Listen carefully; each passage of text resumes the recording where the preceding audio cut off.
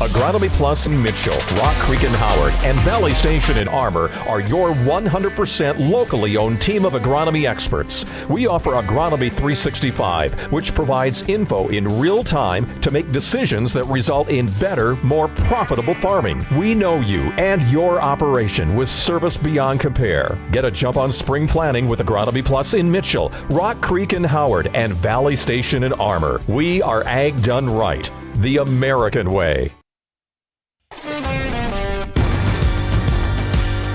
You're committed to building relationships, to exceeding expectations, to serving your community. Choose a financial partner that shares your vision and your values. V is happy to announce their partnership into college athletics with Dakota Wesleyan University. That's right, Tiger Nation. Live Ticket TV and DWU have teamed up to bring you coverage of all home sporting activities for the Tigers. If you'd like to advertise during these sporting events, give Live Ticket TV a call. Dakota Wesleyan University Sports, now on Live Ticket TV.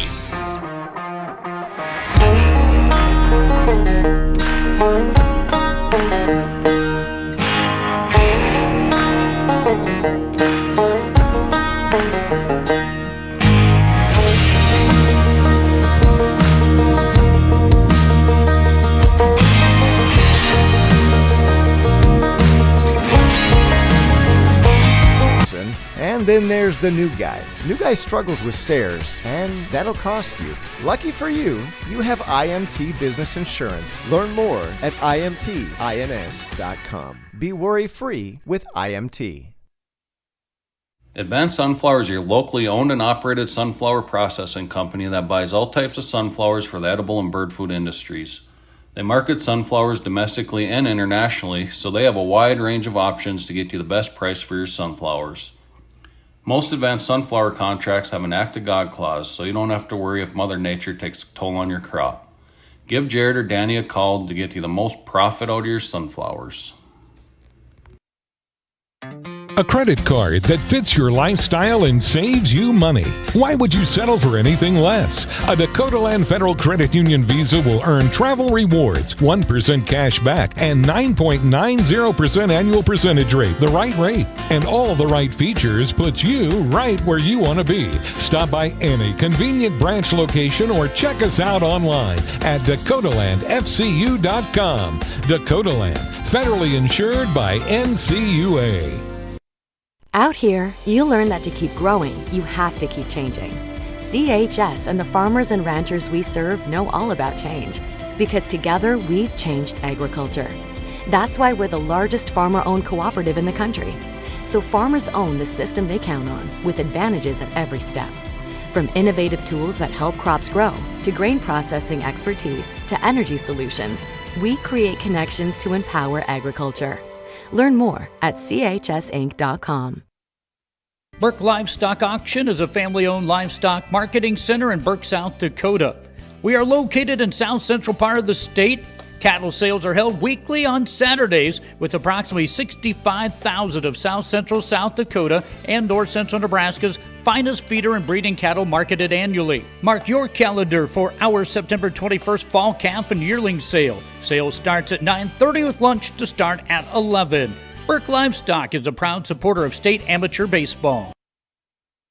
When it comes to sports bars, the Sports Center in Larchwood, Iowa has put themselves above the rest. They open bright and early, 7 a.m. on weekdays and 10 a.m. on weekends, so you can start your day off right with them. And speaking of starting your day off right, they have daily food specials that will have your taste buds jumping for joy. The best flatbread pizza in the area, top-notch burgers, and don't worry, they have the best salads as well. The Sports Center in Larchwood. If you haven't tried it yet, put it down as your next destination. Say there was a place, the perfect place for the everyday things you need to take care of around the house. The squeaky hinges and burned out bulbs. The toilets that run and faucets that don't. That perfect place wouldn't be a warehouse. It'd be just the right size. It would be an Ace.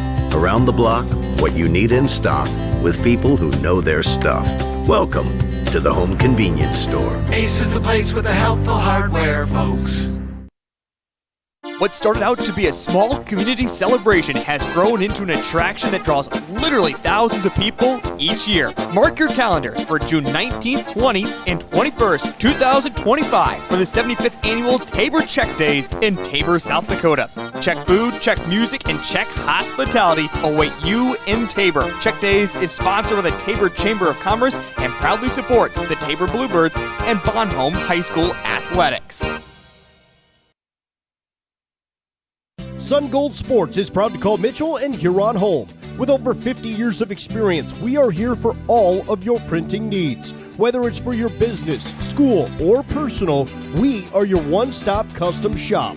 Screen printing, embroidery, vinyl, banners, trophies, awards, and so much more. Give Steph a call at 605-770-6829. Sun Gold Sports of Huron and Mitchell. We print t-shirts. Say there was a place, the perfect place for the everyday things you need to take care of around the house. The squeaky hinges and burned out bulbs. The toilets that run and faucets that don't. That perfect place wouldn't be a warehouse. It'd be just the right size. It would be an Ace. Around the block, what you need in stock, with people who know their stuff. Welcome to the Home Convenience Store. Ace is the place with the helpful hardware, folks. Prairie Valley Farm Charolais is located in Platte. Since 1980, David has worked with his father, family, and hired men to provide bulls with the best health, management, selection, and genetics to produce a quality product to meet the customer's needs. Mark your calendar for their annual bull sale on the second Saturday of April. Check out their website at pvfcharolais.com or give David Mason a call for more information. Prairie Valley Farm Charolais is a proud supporter of all Black Panther school activities. Remember, U.S. beef, it's what's for dinner. Located in the heart of Mitchell, Blarney's is your one stop for mouth-watering food, refreshing drinks, and your latest sports action. Fans, it's state amateur baseball time, and Blarney's is your pre- and post-game destination. Whether you're finishing up the early game and need a spot to eat for lunch, or celebrating a late-night victory, stop in at Blarney's and keep the party going with cold, refreshing drinks. Blarney's Sports Bar and Grill, a proud supporter of the state amateur baseball tournament. From your innovative attachment solutions provider for over 40 years, MDS Manufacturing.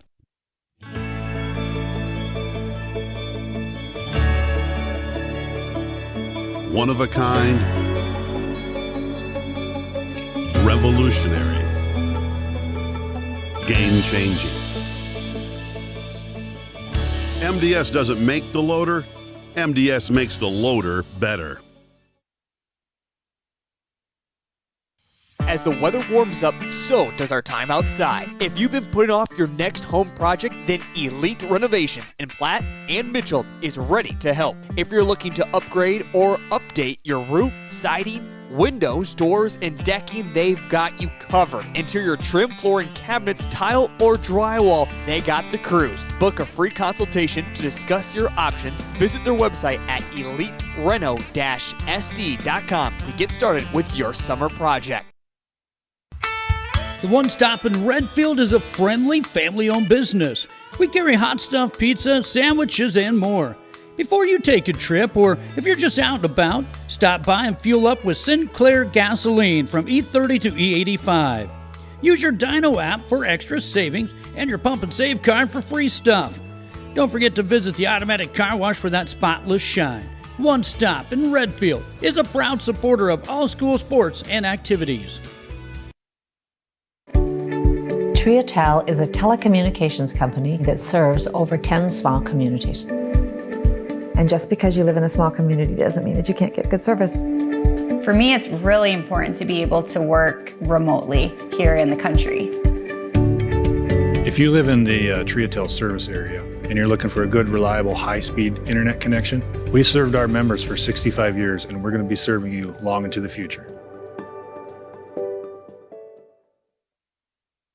Hey farmers, don't have the time or the means to haul your corn to market? Contact Derek or Phil at New Gen Energy. They are receiving corn 6 days a week, and every Saturday from 8 a.m. to 3 p.m. is Farmers Only Haul Day. Located in Marion, South Dakota, New Gen Energy also sells distillers and corn oil.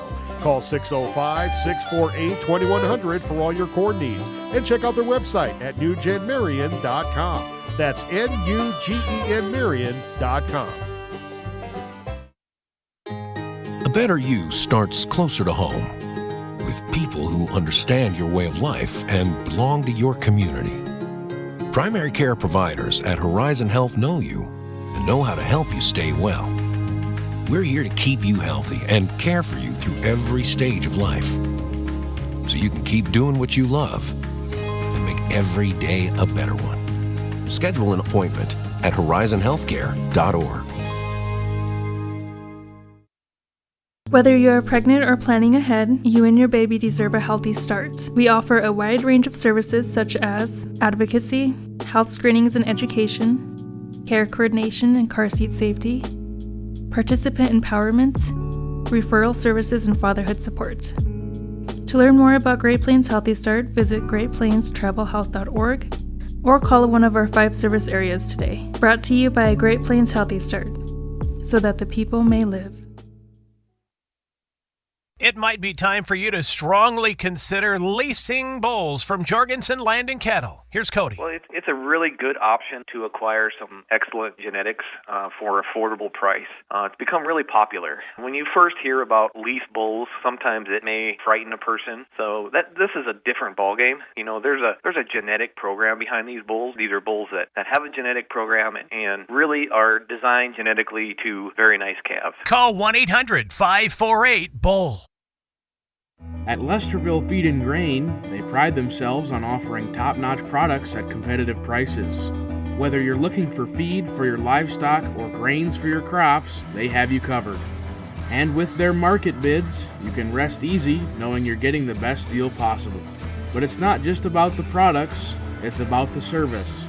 Their knowledgeable staff is there to help answer any questions you may have and provide expert advice to help you succeed in your farming endeavors. Shields All Sports Store is your one stop for everything outdoors, with local experts eager to guide you through the widest selection of brands. Your one stop for exercise gear to get working out or fashions for going out. And your one stop for footwear in your size, your style, yours to take home today.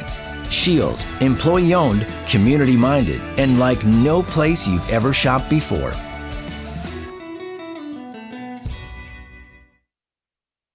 Dr. Kelly Tobin and staff at Rolling Hills Veterinary Clinic are proud supporters of high school athletics. When it comes to large and small animal health, look to Rolling Hills Veterinary Clinic. They understand how important your livestock is to you and will give you service that you can depend on. Call 539-1040. That's 539-1040. Rolling Hills is located on Dakota Avenue, across from Farm Bureau in Wessington Springs. Rolling Hills Veterinary Clinic.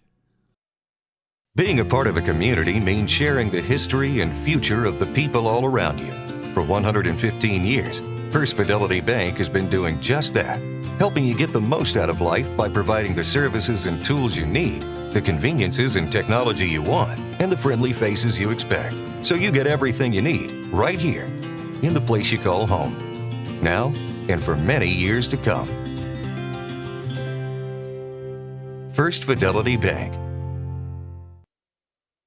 The heart of farming season is coming up, and Caton International is your HIH dealer in Crofton, Nebraska. Caton International offers top-notch parts and service to keep your equipment running smoothly all season long. Their team of experts is there to help with any maintenance or repairs you may need, so you can focus on what you do best, farming. And don't forget to check out their website for the latest deals and promotions. Whether you're in the market for a new piece of equipment or just need some replacement parts, Caton International has you covered.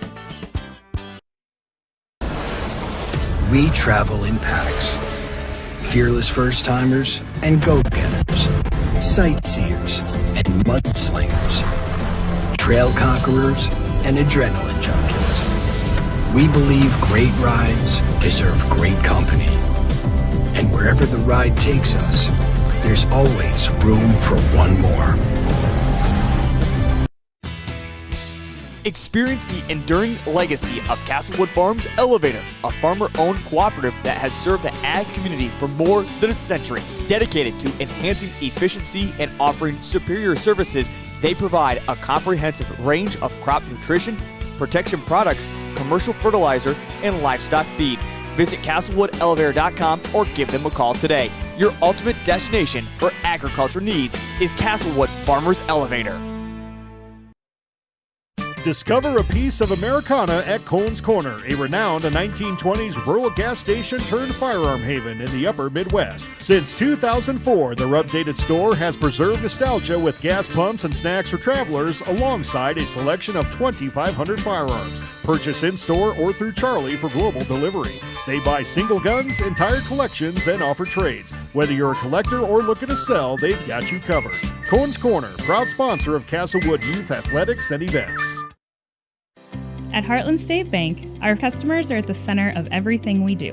Heartland State Bank is a family-owned community bank and here for you. We have an experienced lending staff for fast, local decisions. Heartland State Bank offers competitive rates and is proud to provide uptown services with a hometown touch. With 4 locations in Redfield, Tulare, Wessington, and Highmore, we aspire to support the communities we live and work in. Heartland State Bank, member FDIC. It may seem like the smallest town in South Dakota, so how could it have everything you need when you may find yourself in the middle of nowhere? But at Canova Service Center, whatever you may need in the middle of nowhere, that's where they are. Fencing, lumberyard, hardware, oil changes, tire sales, and repair. Rental equipment, feed bunks, cattle shelters, convenience store, and more. So no, you're not in the middle of nowhere. It's the Canova Service Center. We're your local one-stop shop. This is Angela, owner and operator of Amcoda Farm and Home Center. From the DIYers, fixer-uppers, to contractors, we have what you need to get the job done. Building supplies, Valspar paint, and tools, Crystal X tubs, fencing supplies, and bog boots for your farm needs. We know how busy life can get. We offer delivery to make your life easier. Amcoda Farm and Home Center on Dakota Avenue in Wessington Springs. Big city value. If you love being outside, solving problems, and working with your hands, apply now at James Valley Landscape Solutions. James Valley offers on-the-job training in all aspects of the green industry, with modern equipment and technology and competitive pay. Benefits include overtime pay, healthcare, dental, vision, and more. Apply now at jamesvalleylandscape.com or in person at 600 West Spruce in Mitchell. Mount Vernon Farmers Elevator is a proud supporter of the Mount Vernon Mustangs at the State Amateur Baseball Tournament. Mount Vernon Farmers Elevator has been servicing the Mount Vernon area for over 75 years. See them for your agronomy and feed needs no matter the farming season. They will take care of all your grain handling needs as well. Mount Vernon Farmers Elevator would like to wish the Mustangs and all the teams best of luck at the state tournament. Lucky for us, life is full of choices, big and small. They define us, make us who we are. And when it comes time for you to choose, a car, home, your next big adventure, or start a new business, Farmers Union Insurance has the variety of coverage options to protect each perfect moment. Farmers Union Insurance. Contact your local Farmers Union Insurance agent today. Each family's needs are different and special. Will Funeral Chapel will listen with sensitivity, answer all questions, and respect your choices. The Will Funeral Chapel staff can assist you in planning and coordinating all the details. They will explain all the different options to make you feel at ease and most comfortable with all the decisions. Find out more by visiting their website at willfuneralchapel.com. Their sincerest hope is that you and your family will be comforted by their efforts. Are you in need of high-quality lumber for your next project? Looking for top-notch agronomy services to keep your crops thriving? Need a reliable source of propane and fuel for your home or business? Look no further than Tabor Lumber Co-op. Whether you're a seasoned contractor or a DIY enthusiast, Tabor Lumber Co-op has everything you need to get the job done right. And with their competitive prices and top-notch customer service, you'll be glad you chose Tabor Lumber Co-op for all your lumber, propane, and agronomy services. Do you have a pest problem? Got bats, ants, termites? Family owned and operated, Olson's Pest Technicians have had over 50 years experience taking care of pest problems in places across South Dakota, Nebraska, and Iowa. Utilizing brilliant methods such as Centricon bait stations for termites and Vicane treatment for bed bugs, there's no pest too tough for Olson's Pest Technicians. If you have pest problems, call 800-KILL-BUGS. The right nutrition, animal health, and record management is key to having a profitable cattle program. That's why you want to work with the people at FarmCo, who will take the time to learn your operation and help you grow your business. We are your full-service agriculture provider of feed, seed, animal health, farm, and ranching equipment built on terrific service. Get to know FarmCo locally owned and serving you in Chamberlain, Platte, Winter, and east of Kimball at the Paragon. Visit us online at farmcosd.com. FarmCo, feeding your future.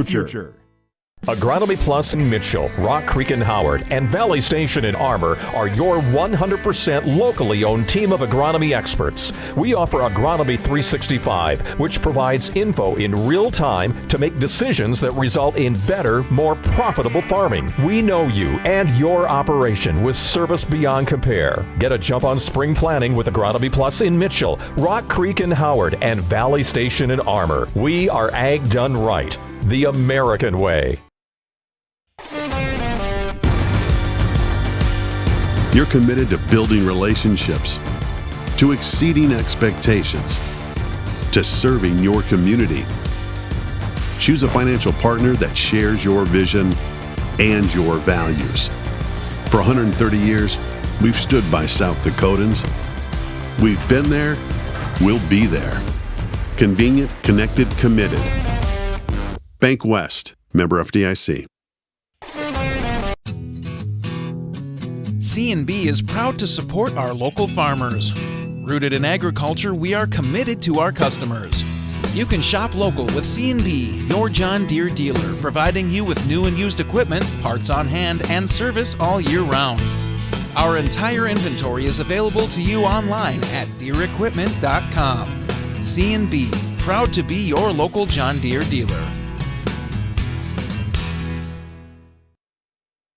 Live Ticket TV continues to grow and bring you more sports coverage than ever before. And now, Live Ticket TV is happy to announce their partnership into college athletics with Dakota Wesleyan University. That's right, Tiger Nation. Live Ticket TV and DWU have teamed up to bring you coverage of all home sporting activities for the Tigers. If you'd like to advertise during these sporting events, give Live Ticket TV a call. Dakota Wesleyan University Sports, now on Live Ticket TV.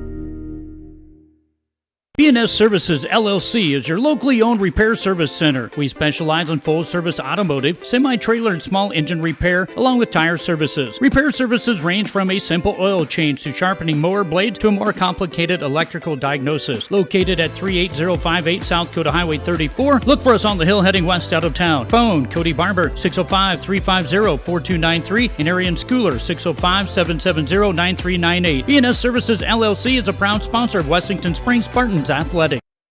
Dimmick Cheese has been making handmade artisan cheese for over 90 years and has over 25 flavors of cheese. Stop by the store for sampling of all the cheeses. The store also offers several South Dakota-made products. And at the store, find Remedy Brewing on tap. Dimmick Cheese offers gift boxes and fundraisers are available. To find out more, go to the website, dimmickdairy.com, or call 605-928-3833. And don't forget to check your local grocery store for their premium cheeses and cheese spreads. Dimmick Cheese. You are a dynamite contractor. Your younger brother Gary is a slightly less dynamite contractor. But together, you make Mom proud. Look at you two. And look at your crew. Brenda, the calculator Cutler, Bill, the drill Robinson, and then there's the new guy. New guy struggles with stairs, and that'll cost you. Lucky for you, you have IMT Business Insurance. Learn more at imtins.com. Be worry-free with IMT.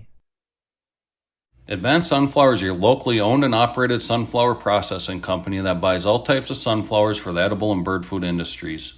They market sunflowers domestically and internationally, so they have a wide range of options to get you the best price for your sunflowers. Most advanced sunflower contracts have an Act of God clause, so you don't have to worry if Mother Nature takes a toll on your crop. Give Jared or Danny a call to get you the most profit out of your sunflowers.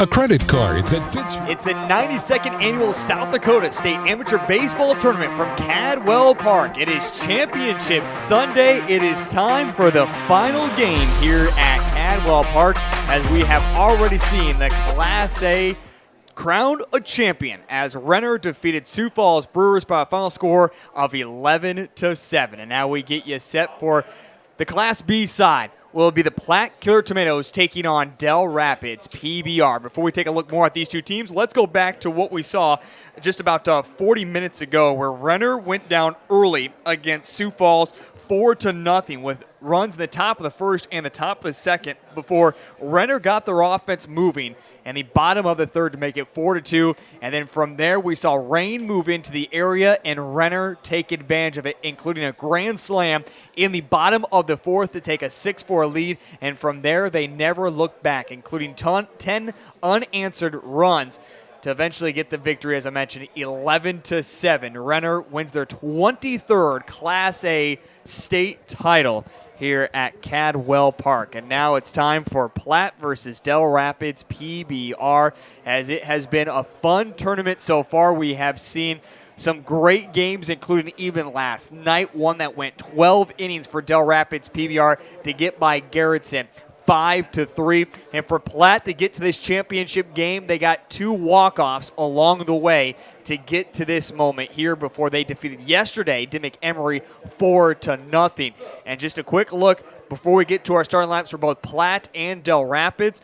Grant Doom is on the mound for Platte. We have seen him multiple times now here at this state tournament. He has looked good in his last starting performance. He was a little shaken or a little stirred up last time, though, in relief action. But again, Platte eventually got the victory.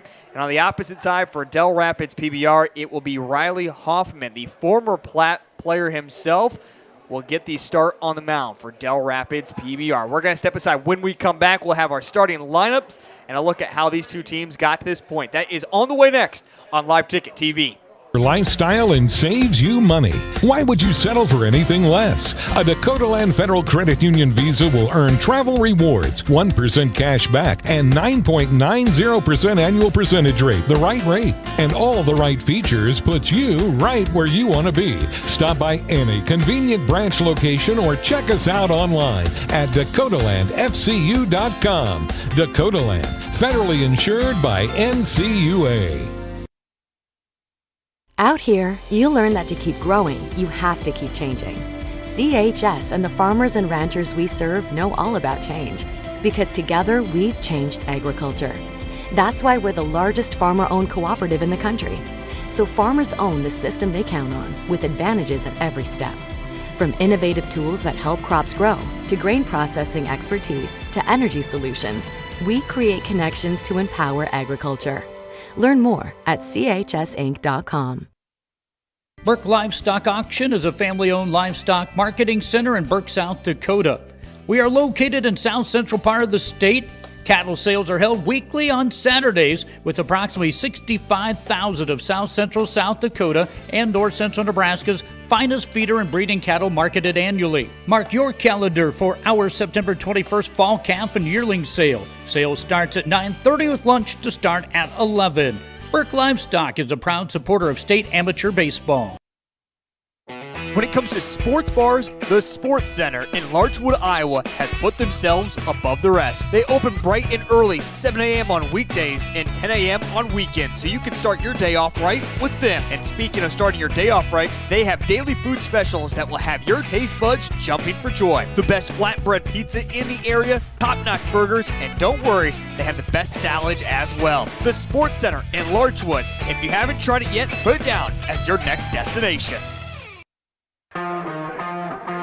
Back here at Cadwell Park as we get you set for the State B Championship game between the Platte Killer Tomatoes and Dell Rapids PBR as they are doing their introductions. Let's take a look at how these two teams got here. We'll begin with the Platte Killer Tomatoes, and what an impressive run it was for them, including 2 walk-off victories throughout this state tournament. We take a look at that Alexandria game where they got a walk-off home run, and then it seemed like they were dead to rights against the Hartford Humboldt Wood Ducks, but got a walk-off single there in the 9th inning before yesterday defeated Dimmick Emery 4-0 to come in with a record of 14-7. On the opposite side, for the Dell Rapids PBR, a team that barely just got into this state tournament. They just barely got the last representative of the Corn Belt. And then from the state tournament, they have taken care of business until last night. Things got extremely interesting. But you take a look there, they even defeated the former champions last year, Canova 73. And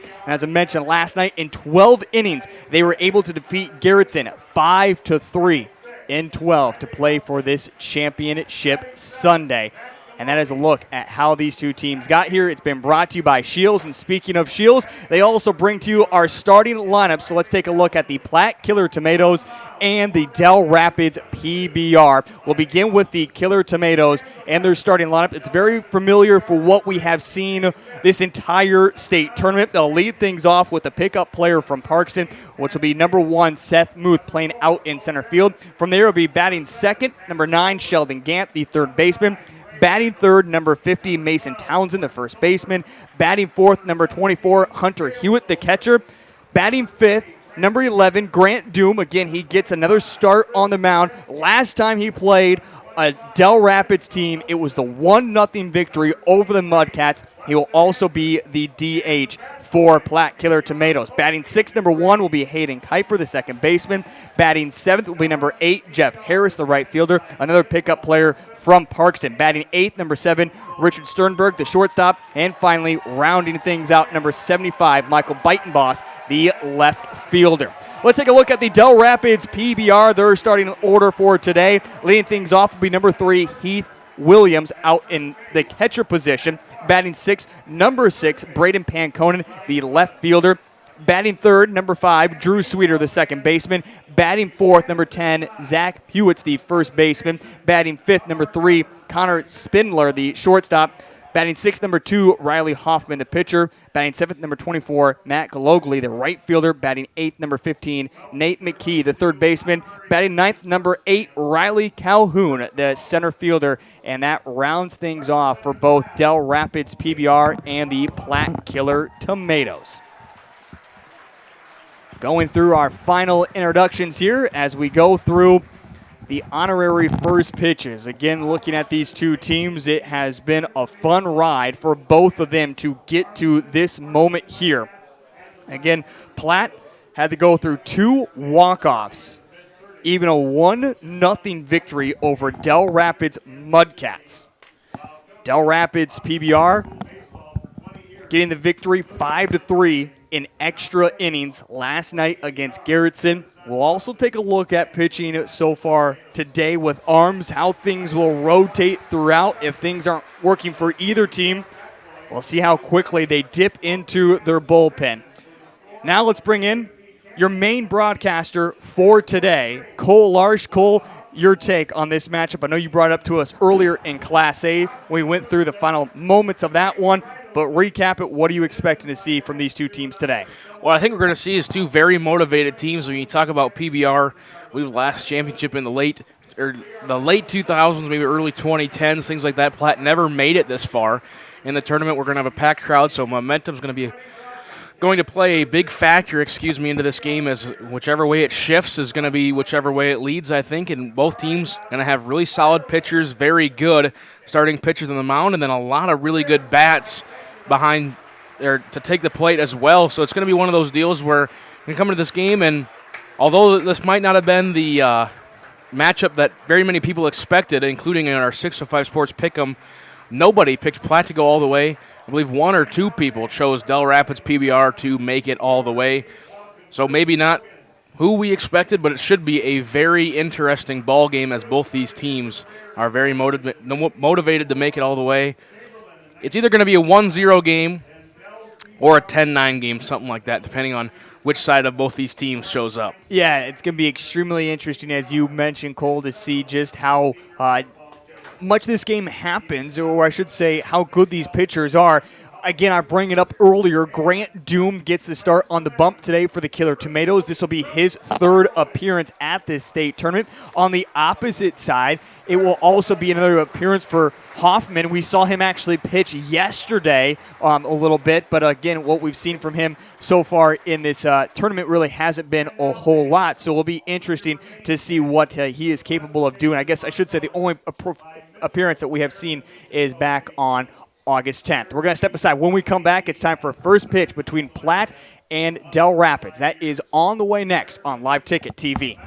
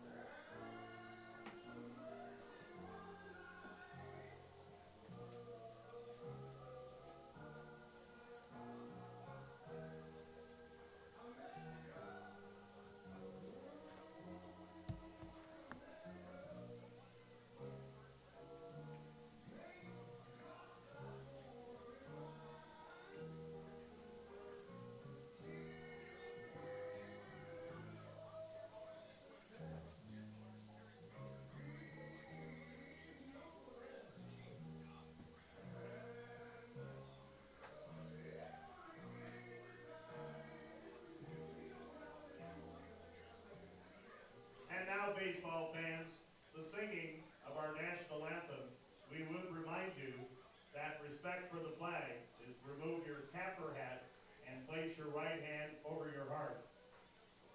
Veterans and active military, not in uniform, may salute the flag.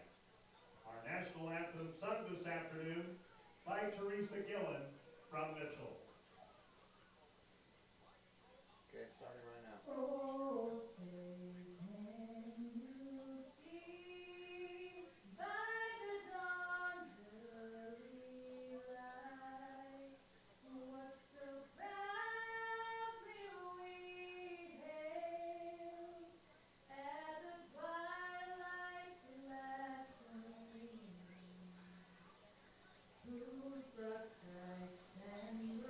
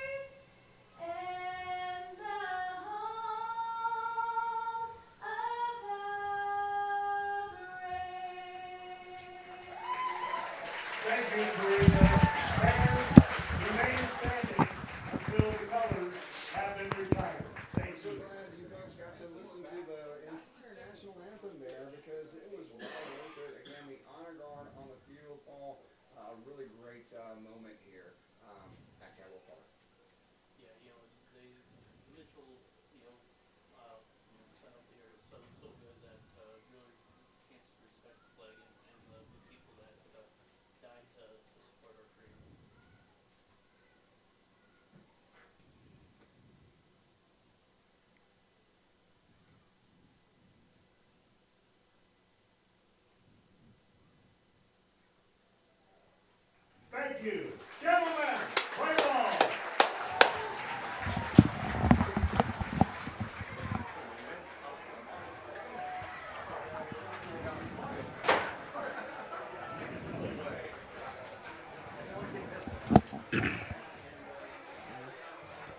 Do you want me to bring it to you? I can. Do you want me to bring it to you? Back here at Cadwell Park as we get set for this championship game between Platte and Dell Rapids PBR. It's going to be a great matchup between these two teams as we have seen both pitchers on the bump today get a start. Both have picked up a victory in their last performances, including Riley Hoffman and Grant Doom, both 1-0 when it comes to this state tournament. Let's send it over to Cole Larsh, who will be your play-by-play announcer for today. Yeah, it should be a very, very interesting game as Dell Rapids PBR will take the field first. Riley Hoffman, the lefty, who, interesting stat about Riley Hoffman, I wonder how many times this is going to get brought up here in the next 9 innings of play.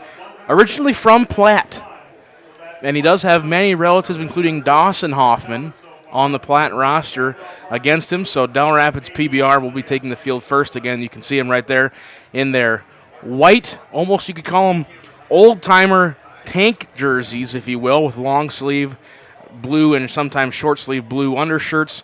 The Platte Killer Tomatoes in their traditional black uniforms, red lettering and numbering, and some more black trim. Again, Riley Hoffman on the mound. On the season, 44 innings pitched. He started in 5 games. He's faced 194 batters officially on the season. He is 2-1, including an opening round victory against the Elkton Snappers where he pitched 8 innings, 7 hits, 3 runs, all of them earned. He only walked 1, struck out 11 batters in that Elkton Snappers game. He has 30 strikeouts on the season. ERA 3.659. and a whip of 1.3. Maybe a little higher of an ERA, but a pretty good whip for Riley Hoffman, the lefty on the mound for PBR. For the Platte Killer Tomatoes, they will start off their lineup like this. The center fielder, Seth Muth, the pickup player from the Parkston Devil Rays, will lead off and play center field. The third baseman, number 9, Sheldon Gant, will bat second. And the first baseman, number 50, Mason Townsend, will bat third for the Killer Tomatoes. Killer Tomatoes in the season, 14-7. Dell Rapids PBR, 15-12. As we're getting set here for first pitch from Riley Hoffman, he kicks and deals. That is in there for a called strike number 1.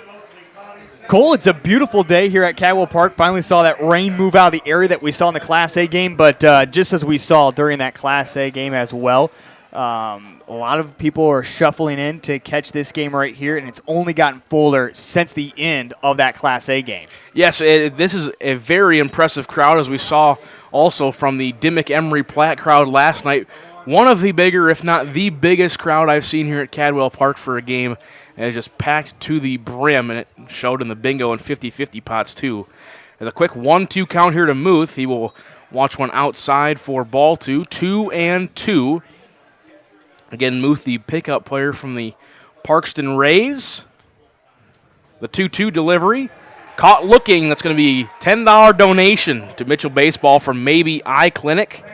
Quick 1 out for Riley Hoffman and PBR. I would love to see how many strikeouts that Hoffman's able to get these first 9 batters. And then, of course, as we always say, those batters are aware of what is going to be thrown from Hoffman. They're able to adjust that. But Muth has been so great in this tournament, really just kind of held his bat back there, didn't get a big swing like we see at this first one here from Sheldon Gant. And Sheldon Gant, the third baseman, get his tournament stats here in a second, as that one's going to be on the outside part of the plate for strike two. And like you said, yeah, Platte being pretty almost timid a little bit here in these first two batters. Gant, a 353 on base percentage of 494, does have 24 hits on the season, including 3 doubles, also 2 home runs, 10 RBIs. The 1-2 swung on, and it's going to be a drop strike 3. The catcher will fire over. That is Heath Williams. It'll be a 1-3 putout. Or excuse me, a 2-3 putout for out number 2. By the way, I know this has been brought up throughout the broadcast, but if you're just tuning in for the first time, Heath Williams is a pickup player from Madison. The only way you can really distinguish that is he wears red sleeves instead of blue sleeves. It's not, oh, he forgot his jersey. He is just a pickup player. Yep. That's one thing you see often in these amateur baseball tournaments. You can pick up players from other teams in your league that did not qualify and often lead to big roles in the tournament, just like Heath Williams. Yeah, Heath Williams has been electric batting, and then when you can have him step into that role as a catcher, it's just impressive. Townsend will line it over to second base. Drew Sweeter, 3 up, 3 down for the Killer Tomatoes. Here in the top of the first, we head to the bottom of the first in 2 minutes on Live Ticket TV. Say there was a place, the perfect place for the everyday things you need to take care of around the house. The squeaky hinges and burned out bulbs. The toilets that run and faucets that don't. That perfect place wouldn't be a warehouse. It'd be just the right size. It would be an Ace. Around the block, what you need in stock, with people who know their stuff. Welcome to the Home Convenience Store. Ace is the place with the helpful hardware, folks.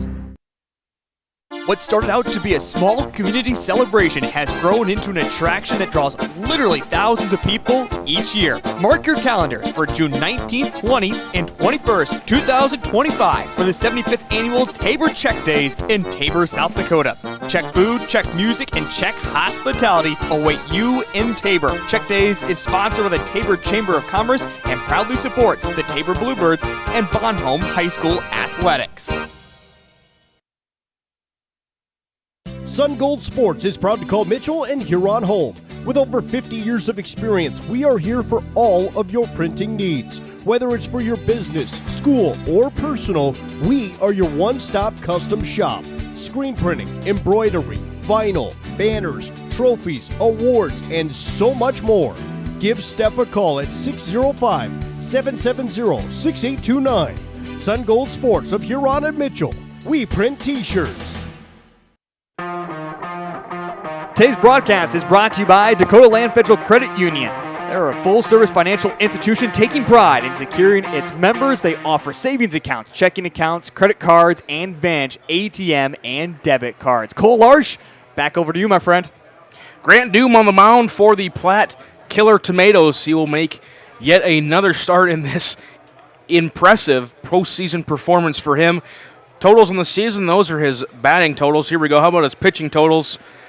2 complete games here since July 28th, including that upset over Alexandria where he threw 192 pitches to get the win. He scattered 10 hits, 9 runs, 6 of them earned 5 walks and 11 strikeouts. As the man right beside me, John Acree, was calling for him to be pulled after about 4 innings because that's the amount of pitches he'd thrown all season up to that point. And then so far in the tournament, he's pitched 11 innings, including a start.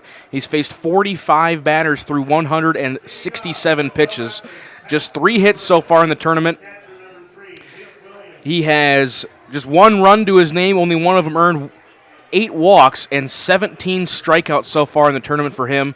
Overall, an ERA of 2.3 and a 1.141 whip for Grant Doom on the mound.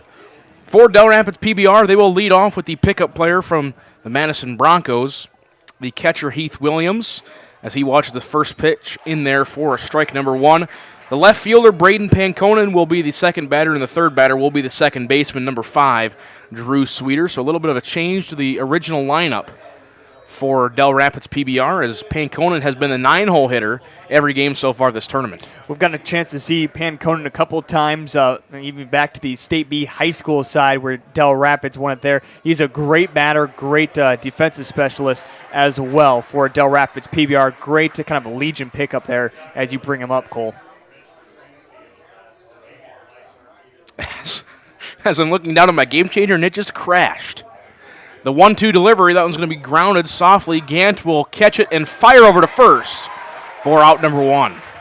Put a star next to that one. I thought that was a really kind of died in the grass there for the third baseman, and that was just going to be a tough play by Sheldon Gant, but I thought he did a great job of making sure the glove stayed there on the grass, scooping it up, and then the quick throw over to first. That always builds great confidence when you can get that first out and not either give up a hit or even get charged with an error. Second batter is the left fielder now today, Braden Panconen. He came in relief to close out the game against the Garrison Blue Jays. He squares the bunt, and you will miss it for strike number 1. Can't remember if he pitched 3 or 4 innings in that 12-inning thriller against Garrison, but came in late and slammed the door on the Blue Jays. Doom kicks and fires, swung on and missed for strike number 2. And one thing that I always wish we had here at Cadwell Park, a radar gun. See how hard these pitchers are throwing, as both of them so far humming. The 0-2 going to miss just outside, according to home plate umpire Johnny Kirshner. Also with this, we're seeing both pitchers work extremely quick. They're not wasting a whole lot of time on the mound. They're getting their calls and winding and dealing fast. The 1-2, this one's grounded softly down the line. Doom will get it, flip it over to first. 2 up, 2 down for PBR.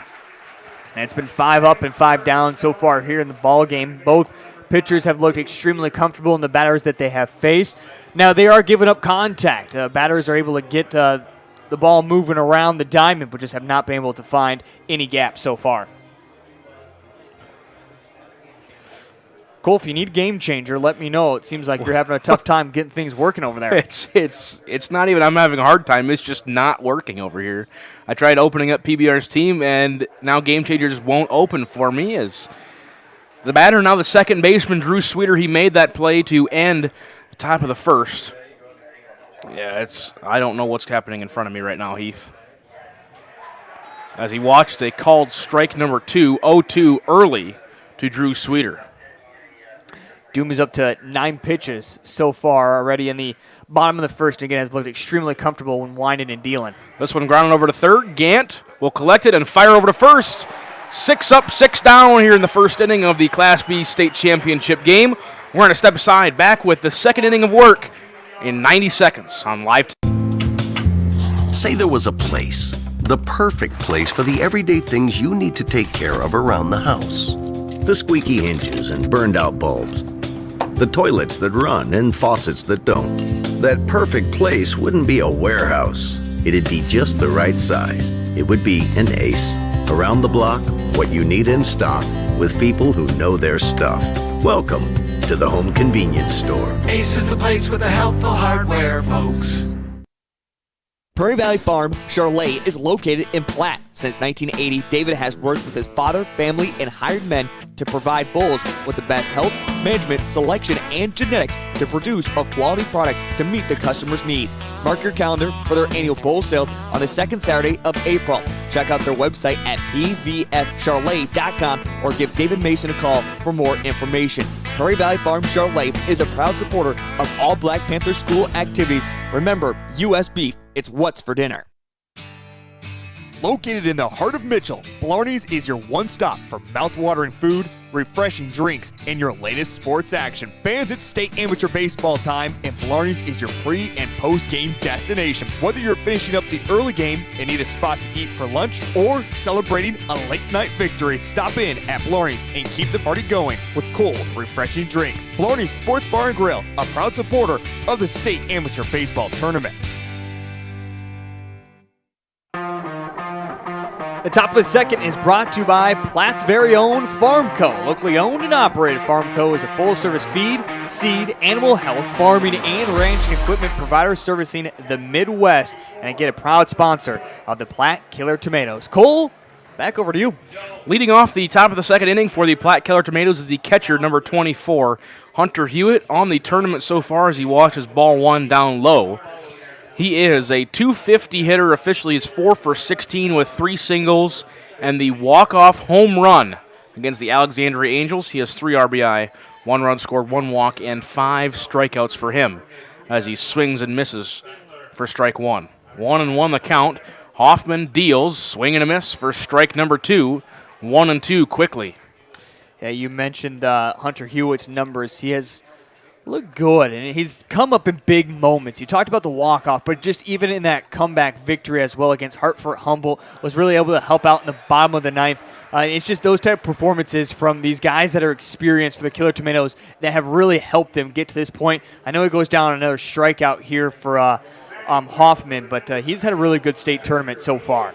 Yes, he has, and he's been a key part, just to put it lightly, on how Platte's been able to get here throughout this tournament as he swings and misses for out number 1. Now 3 strikeouts for Riley Hoffman, and the pitcher DH, Grant Doom, will step in. The left-handed batter will watch a called strike number 1. .233 on the season for him, but his on-base percentage is what really pops out to me, of .411 for him. In the tournament, he is 1 for 12 with an .083 average, but his on-base percentage in the tournament is second on the team, .389. He's drawn 5 walks. Again, it doesn't necessarily have to come courtesy of hits. If you can just get on base, that's what it's all about. He's quickly down in an 0-2 hole. Hoffman fires. That one's going to be just outside for ball 1, trying to get Doom to chase. Certainly communication with the Platte Killer Tomato batters that are up, and as they go back to the dugout, talking more about what you should expect from Hoffman, as he throws plenty of gas up there. 1-2 popped up into left center field. The center fielder ranging over is Riley Calhoun. He lost it for a second, and he did make the catch out there in center field. He is absolutely surprised with himself. He thought he had it and then just kind of lost it, then eventually able to stick out the glove at the last moment and catch it for the second out. Again, we were seeing overcast and rain at one point in the Class A. It's been the complete opposite here, Cole. This is a picture-perfect championship day. It's light, a little breeze that is blowing over to our left that maybe kind of help move that ball a little bit more to the left, but you couldn't ask for a much better day in this championship game. No, beautiful championship Sunday to cap off 12 days of baseball as Hayden Kuiper will ground over to short, and the 6-3 putout will be recorded.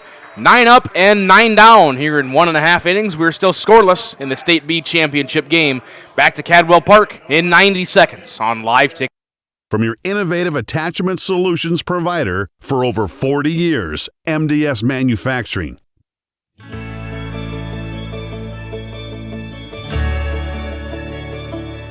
One of a kind, revolutionary, game-changing. MDS doesn't make the loader, MDS makes the loader better.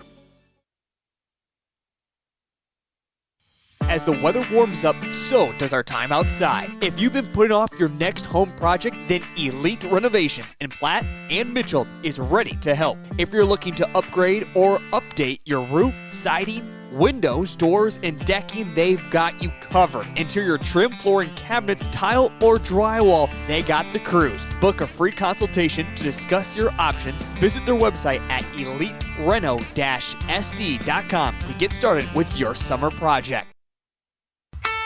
The One Stop in Redfield is a friendly, family-owned business. We carry hot stuff, pizza, sandwiches, and more. Before you take a trip, or if you're just out and about, stop by and fuel up with Sinclair gasoline from E30 to E85. Use your Dino app for extra savings and your Pump and Save card for free stuff. Don't forget to visit the automatic car wash for that spotless shine. One Stop in Redfield is a proud supporter of all school sports and activities. As we move to the bottom of the second inning, it's brought to you by Sports Center, the best flatbread pizza in the area with top-notch burgers. You can find them over in Larchwood, Iowa. Open early every day. The Sports Center is the place to be. I know it's been a very busy place to watch these games here at the State Amateur Tournament. Cole, we begin the bottom of the second, 9 up and 9 down. We're going to keep seeing this humming along the way it is.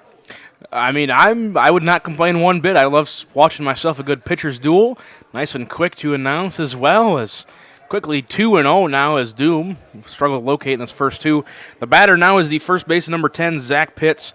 Pitts, so far in the tournament, he is 3 for 20 for a 150 batting average, 2 singles, and a home run with 2 runs batted in, a run scored, and 2 strikeouts. Hey, you mentioned Doom already. 3-0 the count here. He has looked extremely comfortable in that bottom of the first inning. The 3-0, that's going to be down Broadway for strike number 1. Also want to go back to the end of the out there at the top of the second. I thought that was a great play by Drew Sweeter that went off the edge of the grass there and died on the hop. And I thought he just did a wonderful job to make sure to stay in front of it to get the third out. Pitts tried checking his swing on a ball in the dirt, but went just a little bit too far. And now full count to Doom. He will kick and fire. That one's partially swung on. Did he go? They say yes, he did. Strikeout number 1 for Grant Doom. Yeah, Zach Pitts is frustrated with himself, and he should be. He was up in the count 3-0 there, swung at a bad 3-1 pitch. He could have himself an easy first base, courtesy of a walk, but in the end, excellent job by Doom to battle back. And you could see it too on the second monitor. I got the game playing in 2 spots here, but Pitts, as soon as he saw that it was checked and he saw the umpire say yes, he said, "Yep, I did. Darn it, I did. I did not want to swing at that pitch." I think he's almost more mad at himself for the 3-1, like you said. Have a window right here in front of us, and we got 5 different screens going on. Cole, I feel like a professional broadcaster up here in the broadcast booth. Well, it's about time. The batter now is Connor Spindler, the shortstop. On the tournament, he is 5 for 16 for a 312 batting average as he watches a called strike number 1 on the outside part of the plate. Spindler, 5 singles, an RBI, 5 runs scored, and 3 walks. He grounds one over to Gant, takes it off the hop. He will fire over, and another 5-3 putout for out number 2. That is the third 5-3 putout of the ball game. A lot of credit to Gant over there. It's not the easiest throw across the diamond, and he has made them look routine so far here in the first 2 innings. Impressive performance by him. The batter now is the pitcher, number 2, Riley Hoffman. Again, in case you missed it in the pregame, yes, he is originally from Platte. That's the irony of him being on the mound here in the game. So far in the tournament, he is 3 for 11 for a 273 average. All 3 singles. He has a run scored and 2 strikeouts as he watches ball 1 and now strike 1. So 1-1 is the count to Riley Hoffman. I don't know if that first base dugout behind it, where fans are able to set their beverages and watch this game, I don't know if it can get any fuller than the way it is over there right now. A lot of buckets out there on the top of that dugout and a lot of red crowded over there. Yeah, Platte fans have come in full force. PBR, too, as Hoffman grounds over to Townsend. It'll be 3 unassisted for out number 3. 3 up, 3 down in the bottom of the second. We're going to step aside back to the top of the third inning in the South Dakota State B, Class B, South Dakota State Championship game here in Class B. Back in 60 seconds on Live Ticket TV. Triatel is a telecommunications company that serves over 10 small communities. And just because you live in a small community doesn't mean that you can't get good service. For me, it's really important to be able to work remotely here in the country. If you live in the Triatel service area and you're looking for a good, reliable, high-speed internet connection, we've served our members for 65 years and we're going to be serving you long into the future. Hey farmers, don't have the time or the means to haul your corn to market? Contact Derek or Phil at NewGen Energy. They are receiving corn 6 days a week, and every Saturday from 8 a.m. to 3 p.m. is Farmers Only Haul Day. Located in Marion, South Dakota, NewGen Energy also sells distillers and corn oil. Call 605-648-2100 for all your corn needs, and check out their website at newgenmarion.com. That's NUGEN Marion.com. A better you starts close.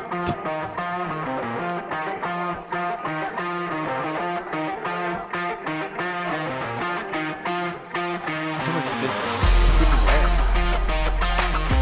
Back here at Cadwell Park, as we move to the top of the third inning, the inning is brought to you by Dimmick Cheese, proud to carry a wonderful selection of homemade artisan cheeses. You can feel free to browse their selection of cheese gift boxes, cheese trays, and more on their website.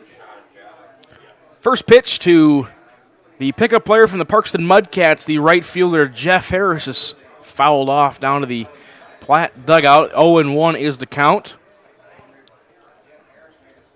The 0-1 delivery, that one's also grounded down to the first base side.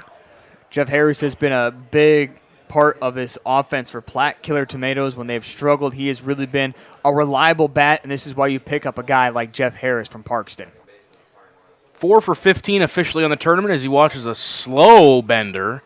Missed down and in for ball 1, 1 and 2. Again, 4 for 15, all singles with 2 RBI, 3 runs scored, 2 walks and 2 strikeouts. Now Hoffman misses down and away for ball 2.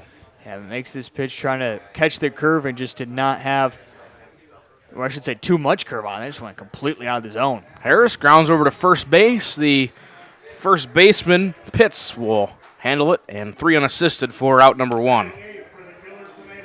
There's got to be something going here for either team, as we have yet to see a single hit. It's been an impressive performance by both these pitchers. Again, we talk about coming to their second time around for the batters here in a little bit, but they just have not been able to pick apart the lock of either Hoffman or Doom in the ball game. 1 out brings up the shortstop, Richard Sternberg. Sternberg on the tournament, 1 for 15, 0.67. Batting average with a run, a walk, and 5 strikeouts here in the 8-hole. The 0-1 swung on kind of half-heartedly there for strike number 2 as he turns around and asks the umpire if that would have been a strike. For Sternberg, he does come into the state tournament with 18 hits. So this is a guy that can get things going offensively. He has just really struggled, Cole, as you read his numbers at this state tournament. Then he watches ball 1, so 1-2 delivery from Hoffman. This one pops shallow into foul ground.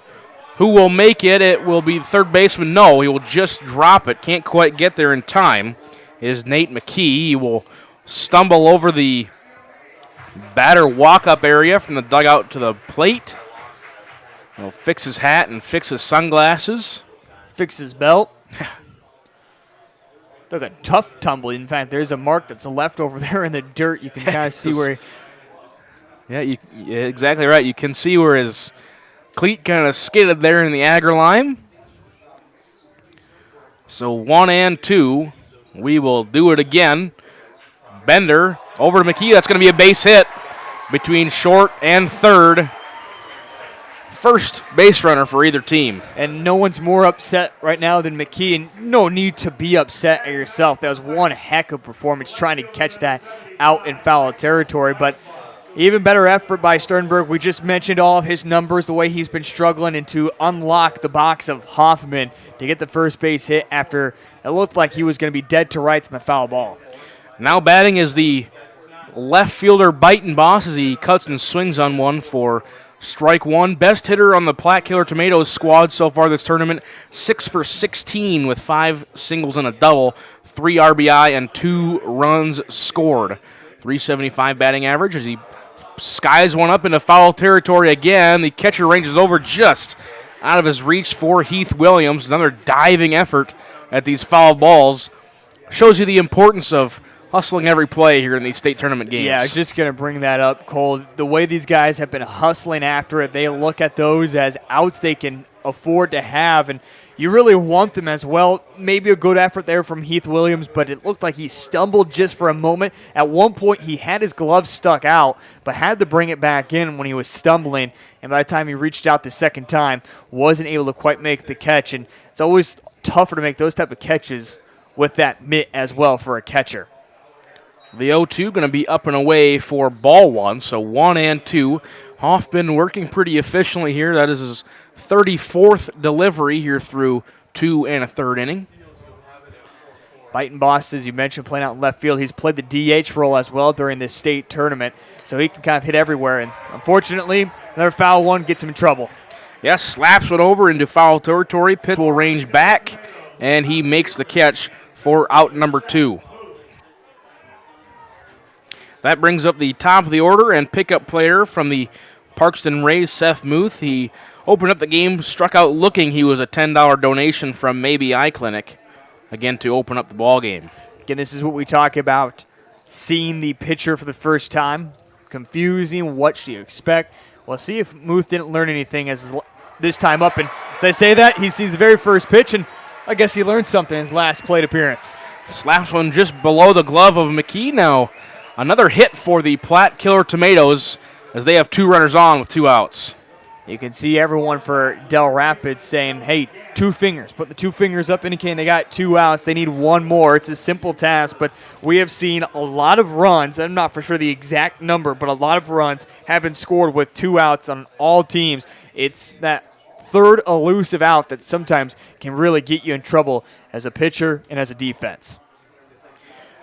Sheldon Gant, now the batter for the Platte Killer Tomatoes, out there playing third, batting second. Struck out swinging back in the first inning.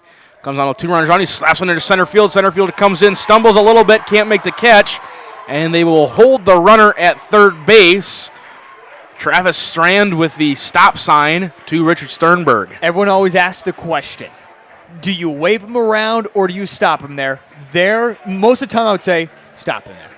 But the way this game is already working, I would have ran him in to see if that can't be the big momentum shift as a team. I wouldn't have held him up. I think ultimately that throw in, he would have scored because it was not on line.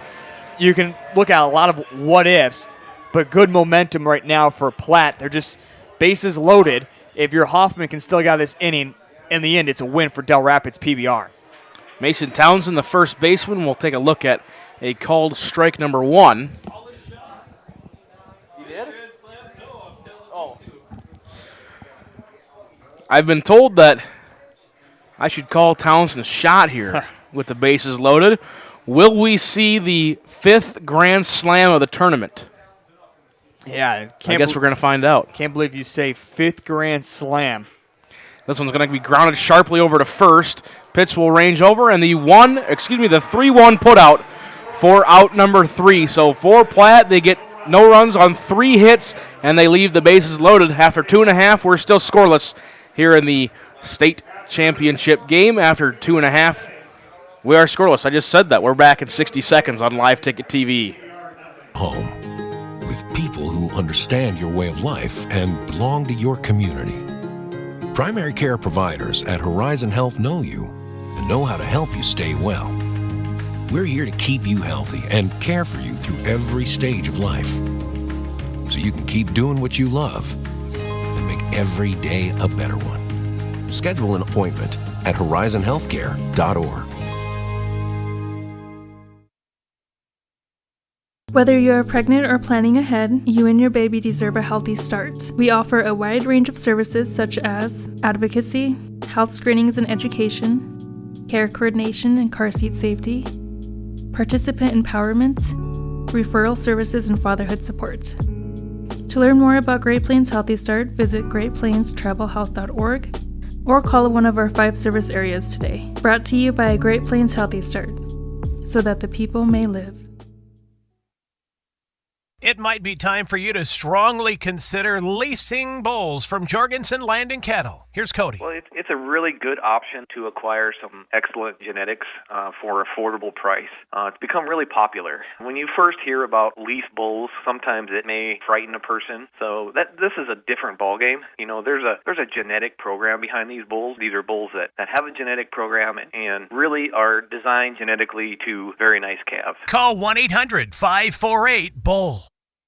Back at Cadwell Park, as we are scoreless, heading to the bottom of the 3rd inning. This inning brought to you by Henke Tractor Repair.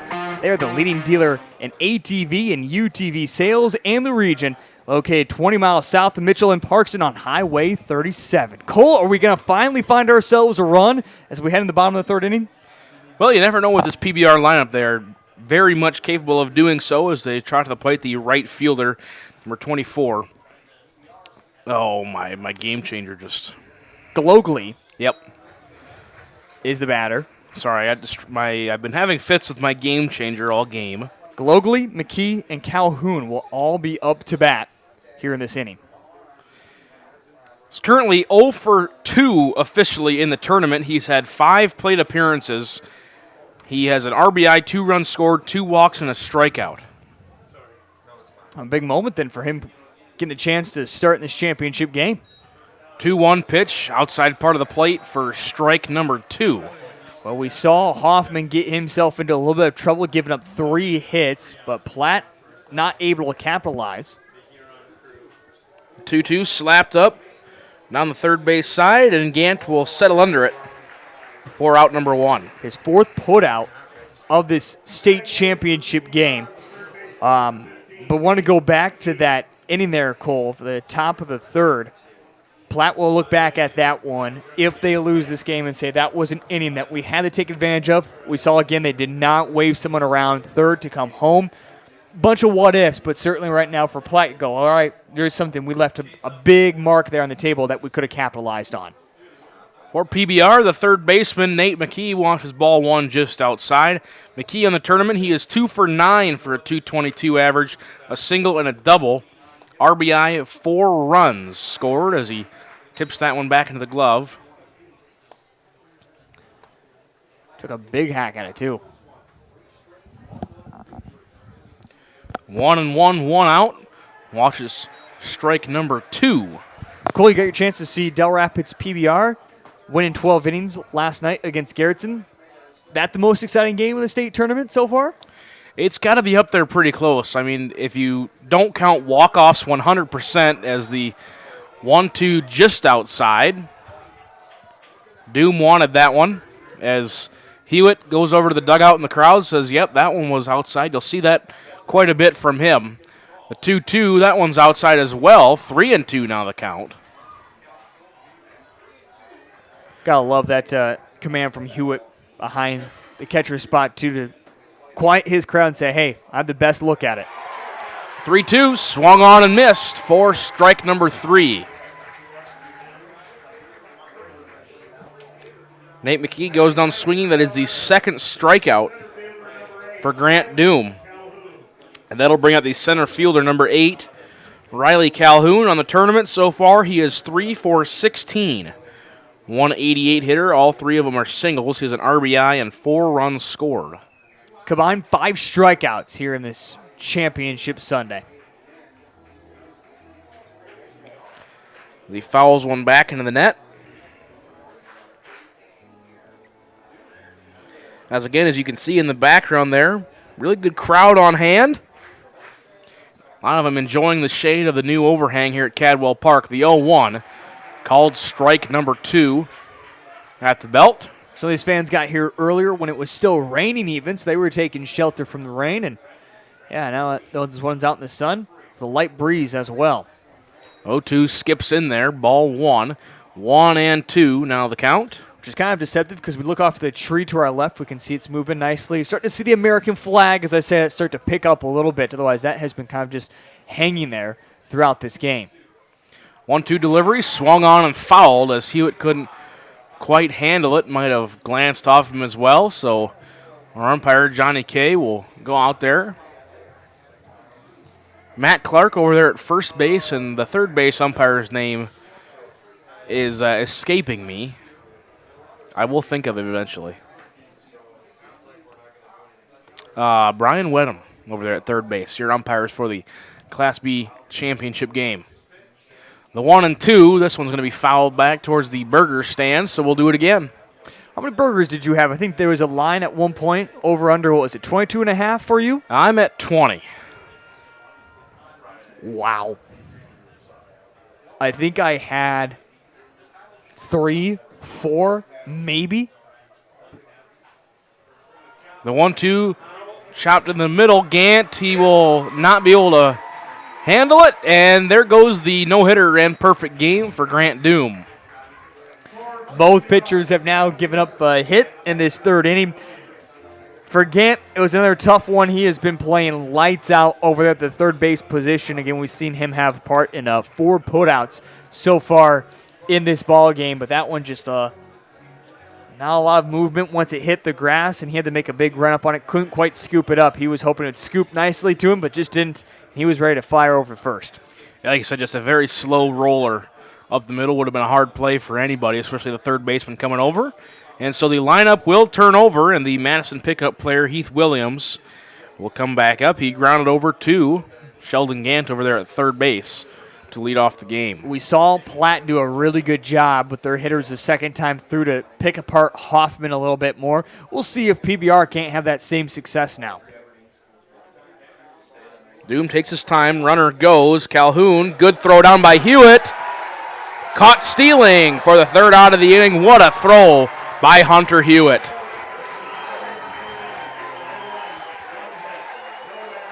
As we see it here on our instant replay, pitch down the middle.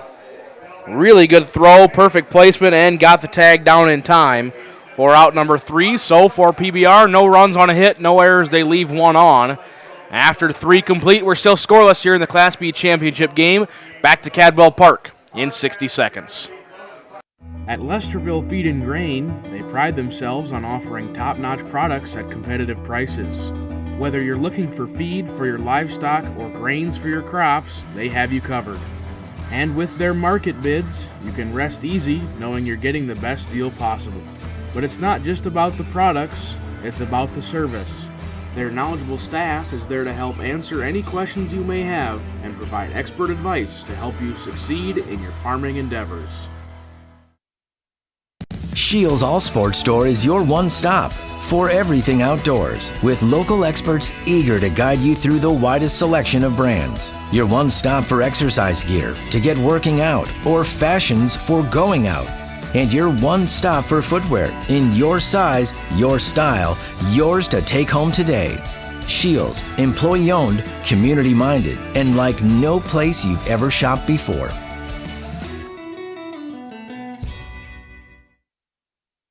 Dr. Kelly Tobin and staff at Rolling Hills Veterinary Clinic are proud supporters of high school athletics.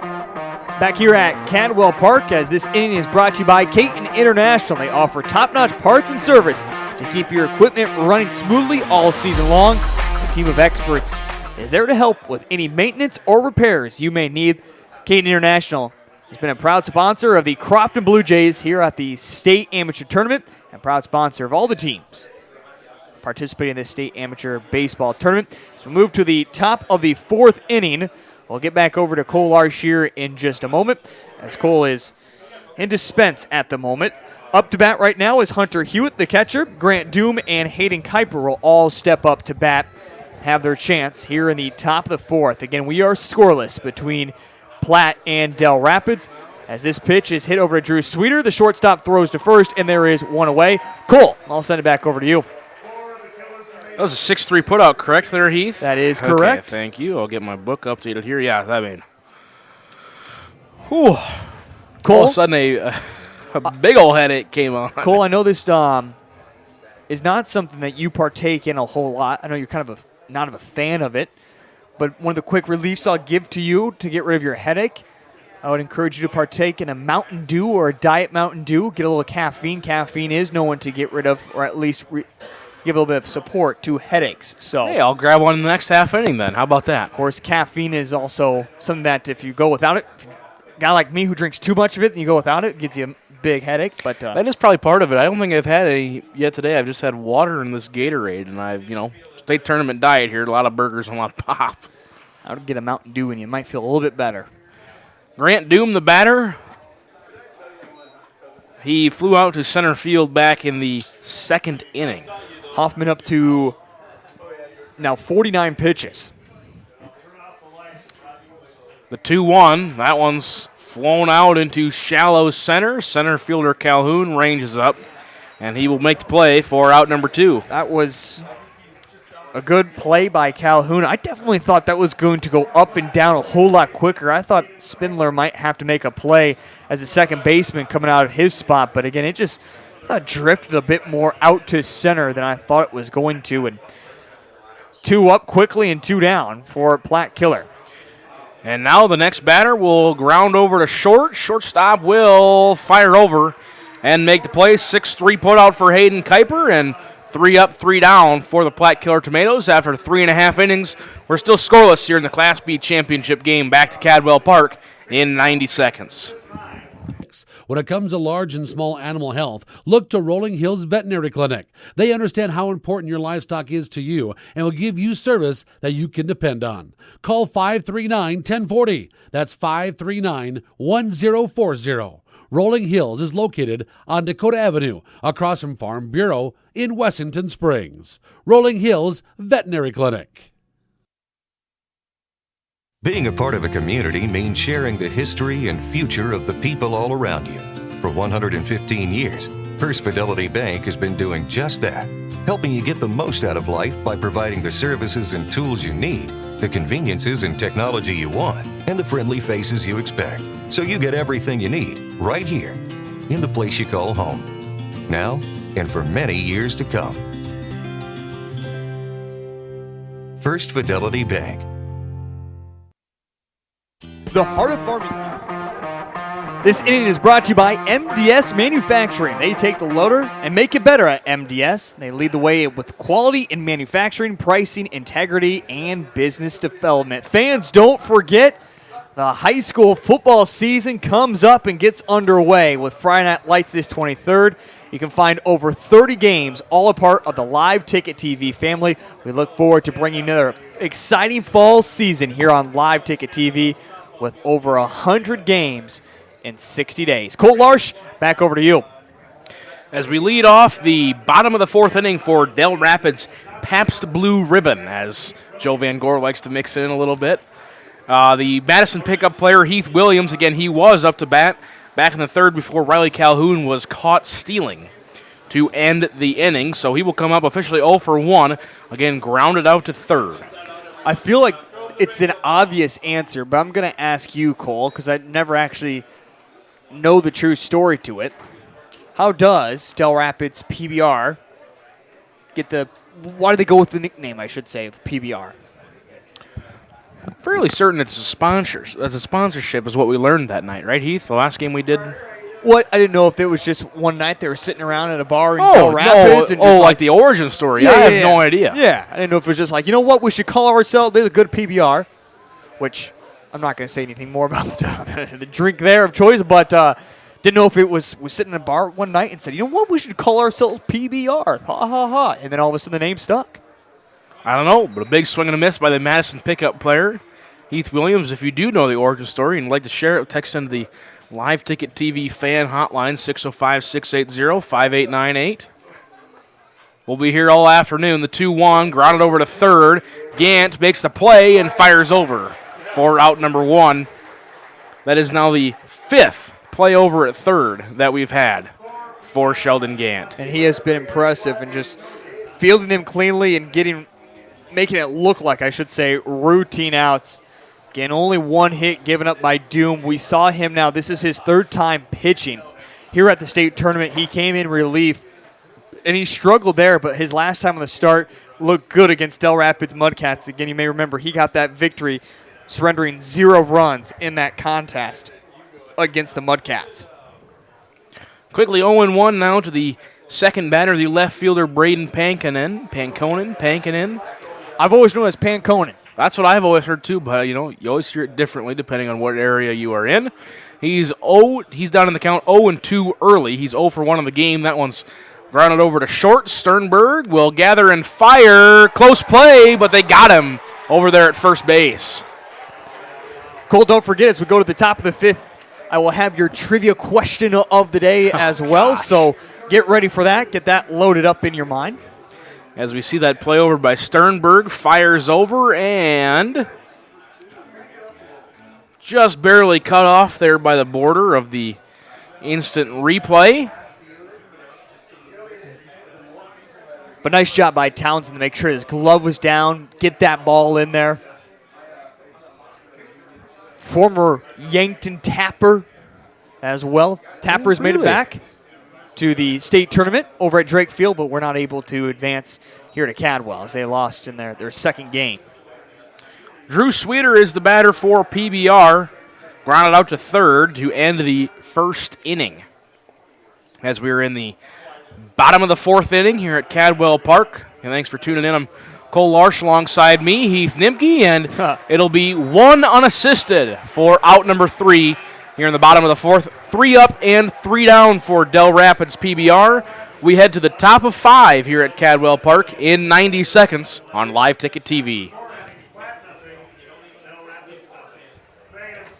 Is coming up, and Caton International is your HIH dealer in Crofton, Nebraska. Caton International offers top-notch parts and service to keep your equipment running smoothly all season long. Their team of experts is there to help with any maintenance or repairs you may need, so you can focus on what you do best, farming. And don't forget to check out their website for the latest deals and promotions. Whether you're in the market for a new piece of equipment or just need some replacement parts, Caton International has you covered. We travel in packs. Fearless first-timers and go-getters. Sightseers and mudslingers. Trail conquerors and adrenaline junkies. We believe great rides deserve great company. And wherever the ride takes us, there's always room for one more. Back here at Cadwell Park as it's time to get to our 5th inning trivia. It's brought to you by Heartland State Bank. They have grown to serve the communities of Wessington, Tulare, Highmore, and Redfield. They're proud to provide the uptown services with the hometown touch. All right, our 5th inning trivia. Let's get to it. Let's see how good Cole Larsch is. Cole, your question of the day is, when last did Dell Rapids PBR win the Class B title? Bonus points if you can tell me who they beat. Oh my, it's got to be like, I don't know why, but like a 2011 sticks in my head, or like a 2008. I know it's somewhere in, I know this is not going to be an acceptable answer for you, but it's somewhere in that area. You would be wrong, but you're darn close to that area. So it's either 07 or 12. One of those 2 years is correct. I'll tell you that much. Oh, so you're at a 50-50 now. I don't think it was 12, because that was right around the time that the Parkston Mudcats and Brady Knowles just ran through the tournament. It's got to be 07. You would be correct. Back in 2007, Cole, for bonus points, can you tell me who they beat? No, I cannot. How about their arch rivals? That was back when Dell Rapids Mudcats was also making a lot of runs at the state title. Won back in 2007, 13-10. Dell Rapids PBR versus Dell Rapids Mudcats right here at Cadwell Park. Huh. I don't think I would have guessed the opponent, but I knew it sounded familiar. I didn't know exactly if they had faced off against each other. And now Jeff Harris, the pickup from the Parkston Mudcats who were just mentioned, he draws a walk. Might get you some more trivia coming up here in just a little bit. And now we're going to have a mound conversation. Just to get Hoffman under, just, settle him down a little bit. He's looked a little, he has shown chinks in the armor, if you will, Cole. There have been times that he has not looked the best. You go back to the 3rd inning where we saw that the Maters were able to start kind of putting some hits together. Eventually, Hoffman was able to get out of the inning without giving up any runs. You just probably don't, we're at that same conversation right now. Let's not let it get to that point. You know what to do. Go fire some strikes in there. You're good. You're good. I think this also might be a conversation, too, with Jeff Harris out there at first base. Got some pretty good speed. So whether how they want to attack him and things like that, and if they want to do like a designed pitch out move almost, you might say, just trying to get him there at second base. But, just a number of different things. Just got to maybe calm down a little bit. Now they're going to, there you go, little pick-off move. Definitely not Hoffman's best move. I'd also have to think that another thing they're talking to Hoffman about is, you're good, right? I mean, just a quick check to make sure that nothing's hurting. If there is, we'll send someone to the bullpen because this is a big championship game. Sternberg squares the bunt. McKee will check over at second base just to see if he had any chance of a play, and then we'll fire to first for out number 1. I like that type of play there from McKee. I want to get Harris out, but I know that take the easy out. Yep. It's so easy to try to throw to a second, force something, disaster happens. I was going to say, because worst case scenario right there, you overthrow second base and Harris is rounding third before you know what happened. 1 out. Harris is over there on second base. That'll bring up Michael Beitenboss. He flew out in foul territory to Pitts. That was in the 3rd inning. I thought in this game so far, too, both these teams, the way they've played, look like championship teams. They're 100%. Routine balls that sometimes are fumbled, made mistakes of. They haven't had any of that. As Beitenboss grounds it over to short. Sweeter bobbled it for a second, and the classic announcer's jinx. I was just going to say, we haven't had an error in the game today. Everything has just been running on the track smoothly. And I didn't say it because I was going to let the play go out. And then there it is, the first error of the ball game. And now we're going to get another conversation, so this means they got to make a change. Yeah, you have to make a change when it's the second conversation. I did not see this coming at all, Cole. So we're going to make a couple changes here. It seems like a quick trigger for Riley Hoffman to pull him out of the game, but we are going to step aside when we come back. We'll have the pitching change and any other defensive changes that will follow. That's on the way next on Live Ticket TV. Experience the enduring legacy of Castlewood Farms Elevator, a farmer-owned cooperative that has served the ag community for more than a century. Dedicated to enhancing efficiency and offering superior services, they provide a comprehensive range of crop nutrition, protection products, commercial fertilizer, and livestock feed. Visit CastlewoodElevator.com or give them a call today. Your ultimate destination for agriculture needs is Castlewood Farmers Elevator. Discover a piece of Americana at Cohn's Corner, a renowned 1920s rural gas station turned firearm haven in the upper Midwest. Since 2004, their updated store has preserved nostalgia with gas pumps and snacks for travelers alongside a selection of 2,500 firearms. Purchase in-store or through Charlie for global delivery. They buy single guns, entire collections, and offer trades. Whether you're a collector or looking to sell, they've got you covered. Cohn's Corner, proud sponsor of Castlewood Youth Athletics and Events. At Heartland State Bank, our customers are at the center of everything we do. Heartland State Bank is a family-owned community bank and here for you. We have an experienced lending staff for fast, local decisions. Heartland State Bank offers competitive rates and is proud to provide uptown services with a hometown touch. With 4 locations in Redfield, Tulare, Wessington, and Highmore, we aspire to support the communities we live and work in. Heartland State Bank, member FDIC. Welcome back to Cadwell Park as we're getting all the changes finalized. Suicide squeeze, and Muth will pop up to the pitcher, who is Drew Sweeter, and the 1-5 put out for the double play will end the top of the 5th. While we have you here, we'll get your defensive changes. Braden Pancona will go to right. Drew Sweeter was the new pitcher. Zach Pitts goes from first to second. Riley Hoffman goes from pitcher to left. Matt Galogli will go from right field to first base, and we're still missing somebody out there that I didn't quite have yet, so we'll get that in the next half inning. After 5.5, your score is 0-0. Back to Cadwell Park for the State B Championship in 60 seconds. It may seem like the smallest town in South Dakota, so how could it have everything you need when you may find yourself in the middle of nowhere? But at Canova Service Center, whatever you may need in the middle of nowhere, that's where they are. Fencing, lumberyard, hardware, oil changes, tire sales, and repair. Rental equipment, feed bunks, cattle shelters, convenience store, and more. So no, you're not in the middle of nowhere. It's the Canova Service Center. We're your local one-stop shop. This is Angela, owner and operator of Amcota Farm and Home Center. From the DIYers, fixer-uppers, to contractors, we have what you need to get the job done. Building supplies, Valspar paint, and tools, Crystal X tubs, fencing supplies, and bog boots for your farm needs. We know how busy life can get. We offer delivery to make your life easier. Amcota Farm and Home Center on Dakota Avenue in Wessington Springs. Big city value.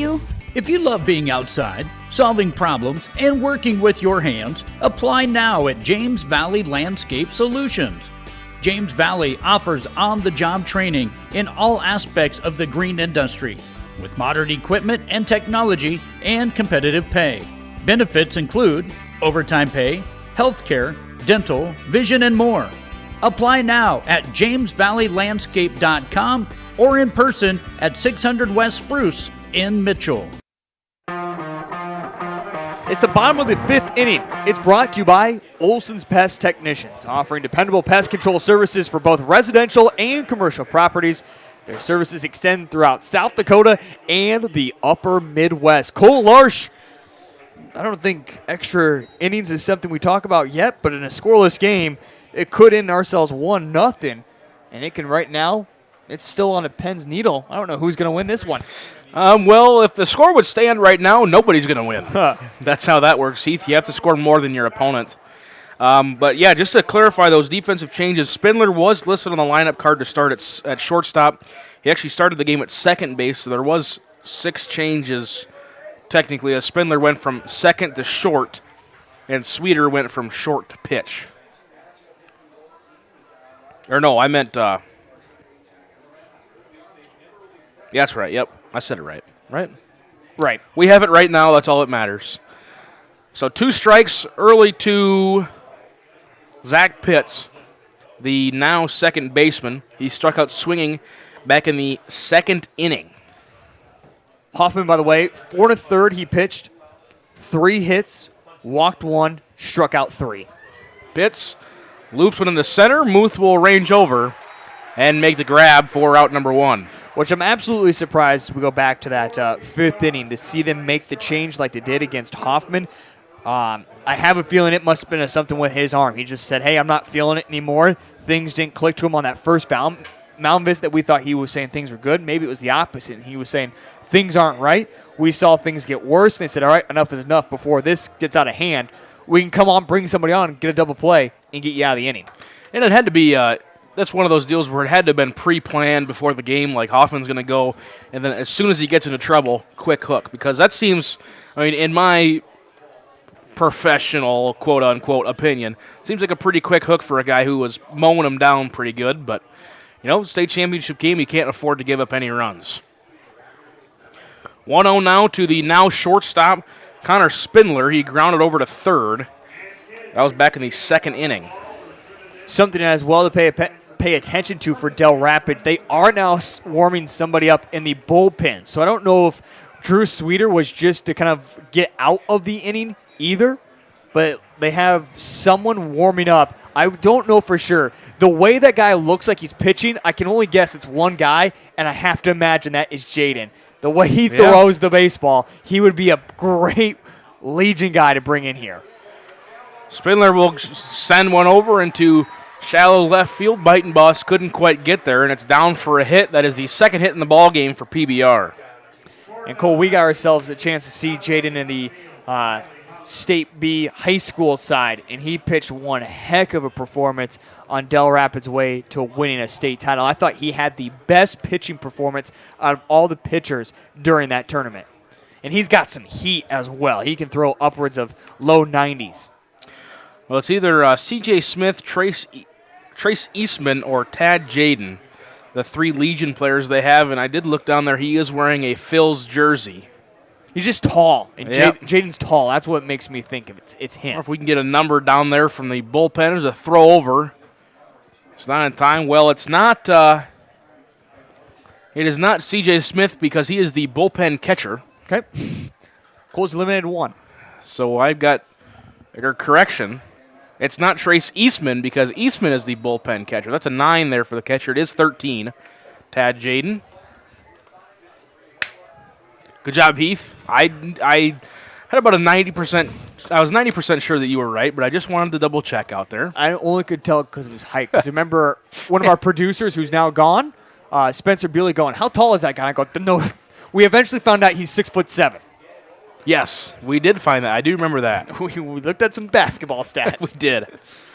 Doom fires over again, trying to catch Spindler leaning in a 1-1 count to Riley Hoffman. Again, now the left fielder. Grounded over to first base. So in the second, another throw over, and no tag is applied. At one point, Heath, do you just let do you just let Spindler steal and let Hewitt throw him out?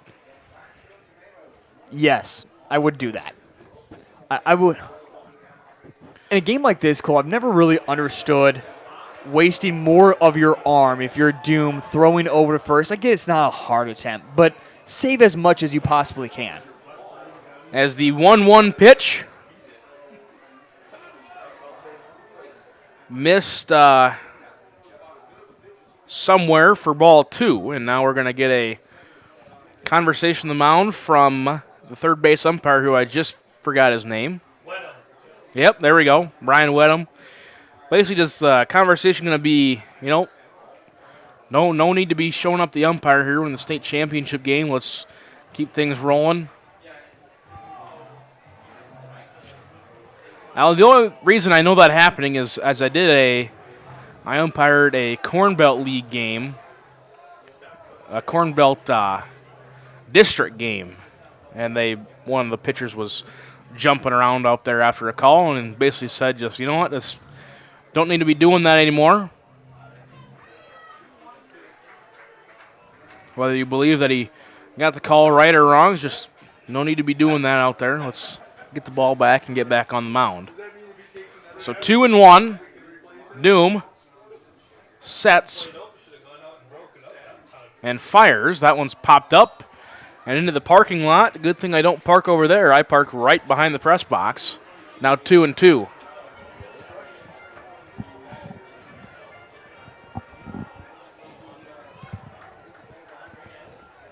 I must have missed it. We can tell you later. Okay. 2-2. As now he fires over. Good pick there by Townsend to make sure that ball doesn't skip over the fence. It's another reason why I don't like the constant throw over there. It opens it up more for an error that's unnecessary. So we'll do it again. The 2-2 swung on and missed for strike number 3. Third strikeout of the game for Grant Doom. Doom, after giving up that hit, though, has battled back nicely. It was a long at-bat for sure, but again, he continues to look comfortable up there. 67 pitches for him in the ballgame. I've been impressed with his performance, and again, last time I got to see him, he did not look the best, but again, that was just in relief. The batter now, Matt Glogly,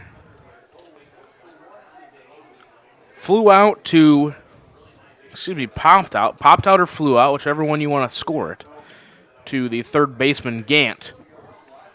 That was for the first out of the third inning. Swung on and missed for 0-1.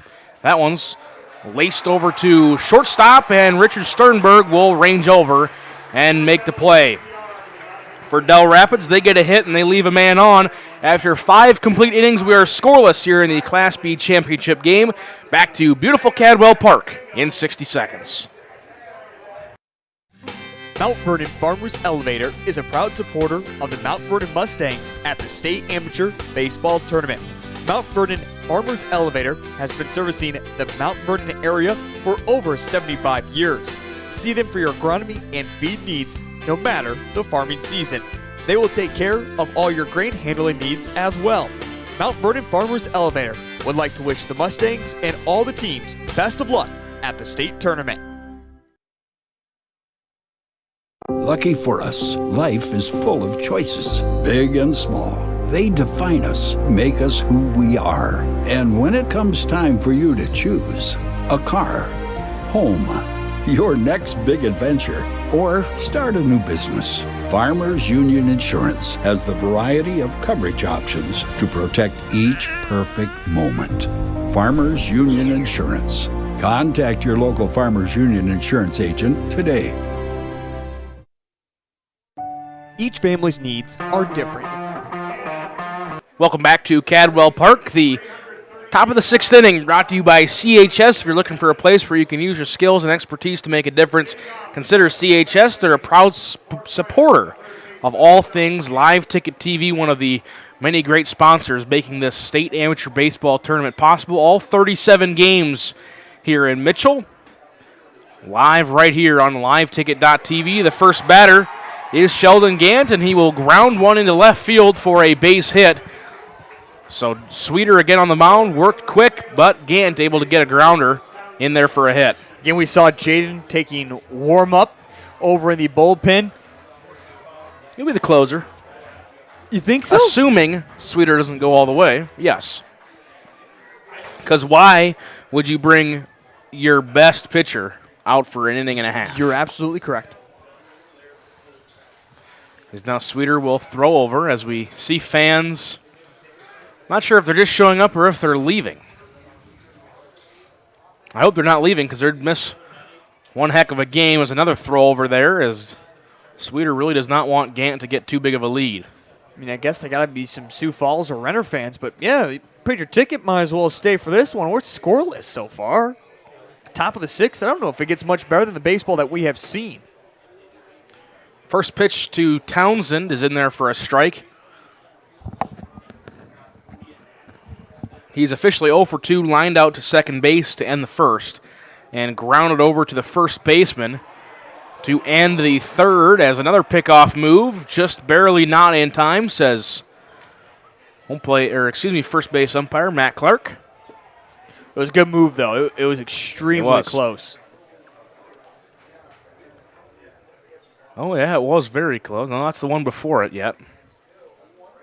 The 0-1, that one's skied into foul territory. McKee a couple steps over, and he will make the grab. So F05 for Mason Townsend. Great job by the effort. I get it. That was an easy one in foul territory, but just the way we even saw McKee miss one earlier, but his hustle, his chase for it. We saw one behind the catcher that Williams missed out, but a great hustle effort. That's just, can't say enough about Dell Rapids PBR and the effort they have given when it goes to foul balls and trying to make something happen for their pitchers in foul territory. I always like to call those free outs if you can get them. And Dell Rapids PBR has done a great job this afternoon of taking advantage of it. First pitch he sees is laced into center field, and going back and making the catch is Riley Calhoun. Gant was rounding second. The throw in just not in time. What a play out there in center field by Riley Calhoun. Great catch there by Riley Calhoun. That when it came off the bat, it seemed like that was easily in for a stand-up double. Calhoun gets on the horse and gallops the ball down out in center field. Great catch by him. Also, great job by Gant. I like the way he hustled around second and knew as soon as that was caught to get back to first in time. He also did a good job making sure to step on second after coming back through, because we saw that in the MLB a couple days ago. Runner went back to first and went over to third and didn't touch second again. Called him out on the appeal. So now 2 outs here in the top of the sixth, and that'll bring up Grant Doom, the pitcher DH. Watches a called strike number 1 for Doom. He is 0 for 2. He flew out to center field and flew out to center field. Yeah, Cole, you mentioned great bringing that up to any of the fans out there that don't know. When you round the bases, of course, at the tag it, but when you're going back around, you have to make sure you reestablish yourself there on the base, even if you're not staying there. That's exactly what Gant was able to do. 1-1. Sweeter sets, checks Gant a couple times, and now fires. This one's popped back into foul play, and it'll skip off the bathroom roof and go into the parking lot for strike 2. 1-2 now the count. Sweeter now taking a little time after the foul ball, make sure everybody gets set. Now he sets, and he'll fire back over to first. And Gant in there in time. I'm sure Gant's just about tired of sliding by now. Well, you talk about the constant throwovers. He's only picked off one batter Sweeter has this entire season. As the 1-2 pitch will miss outside. 2 balls, 2 strikes, 2 outs. Deuces are wild here in the top of the 6th inning. I guess 1 isn't bad. I mean, if you see a guy that's picked off 7-8, that's a real good number.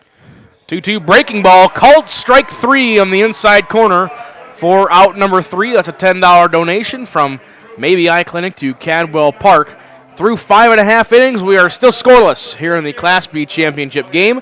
Back to Cadwell Park in 60 seconds. Special. Will Funeral Chapel will listen with sensitivity, answer all questions, and respect your choices. The Will Funeral Chapel staff can assist you in planning and coordinating all the details. They will explain all the different options to make you feel at ease and most comfortable with all the decisions. Find out more by visiting their website at willfuneralchapel.com. Their sincerest hope is that you and your family will be comforted by their efforts. Are you in need of high-quality lumber for your next project? Looking for top-notch agronomy services to keep your crops thriving? Need a reliable source of propane and fuel for your home or business? Look no further than Tabor Lumber Co-op.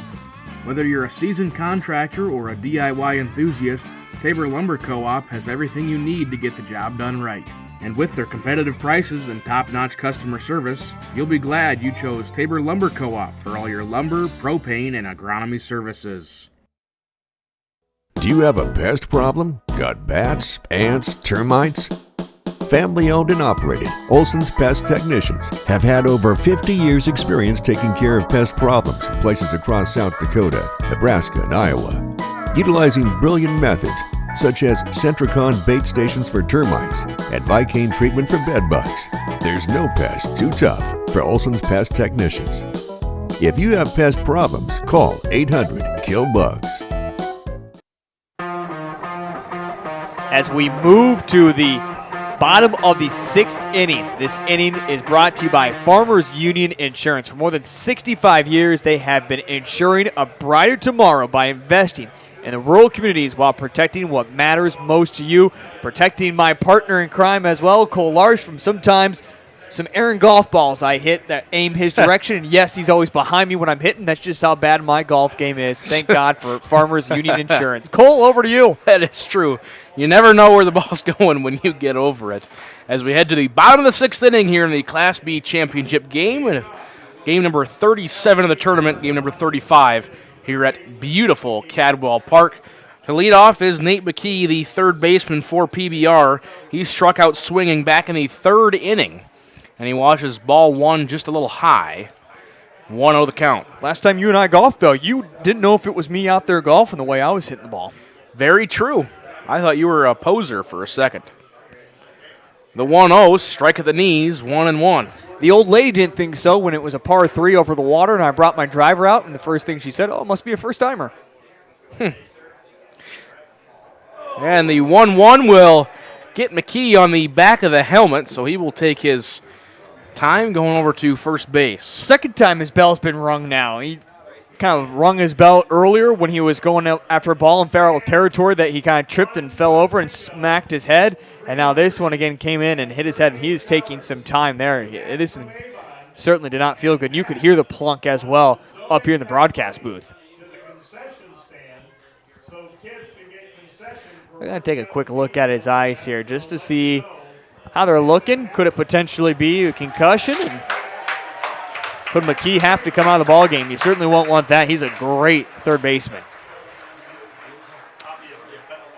As now we're, if you couldn't hear it, in the background, big round of applause from the crowd as $338 in bingo was won by, I missed his first name, from Avon, and he wants to donate it back to the concession stand so kids can get concessions for free the rest of this game. Get out of here. That's what they just said. What a great guy.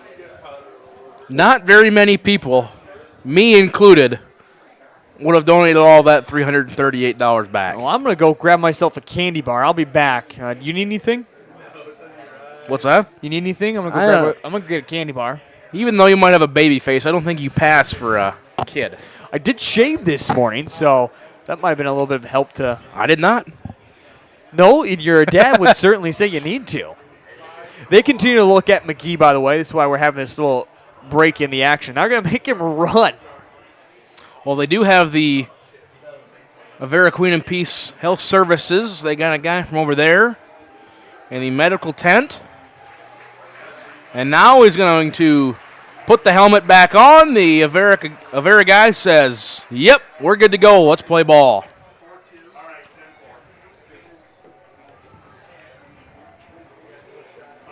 Riley Calhoun will step up to bat. He's 1 for 1 here in the ball game. Looks like they're going to give a practice pitch or a couple pitches. Certainly Doom again just hit McKee in the head, was not aiming for that whatsoever.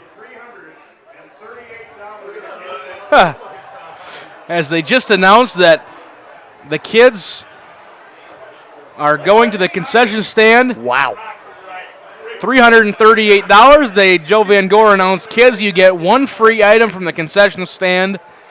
And this is the most action we've seen in the crowd all night. I mean, holy cow. Wow. Somebody said free candy. Yep, until the $338 is out. Again, huge shout out to Matt from Avon for donating that back to the concession stand for the kids. Back to baseball here in the State B championship game. Second time that we've seen a ball get knocked back into the netting and get stuck in the netting. Riley Calhoun is the batter for PBR. He is 1 for 1. He singled back in the third to officially break up the no-hitter in perfect game, and then a couple pitches later was caught stealing. The 0-1, he'll square again, back to the pitcher. Doom will fire to second and get the 1-4 putout to get the lead runner. Conversation had here as everyone gives, you're good, as McKee came there on the slide there. He made contact with Kuiper at second there as Kuiper was getting ready to throw over to first. I don't know if he would have been able to get there in time. The official, I should say the ump, was right on top of it. Didn't call any interference either. I think McKee gave his apologies to Kuiper as he was slid in there second with his feet first, but made some contact.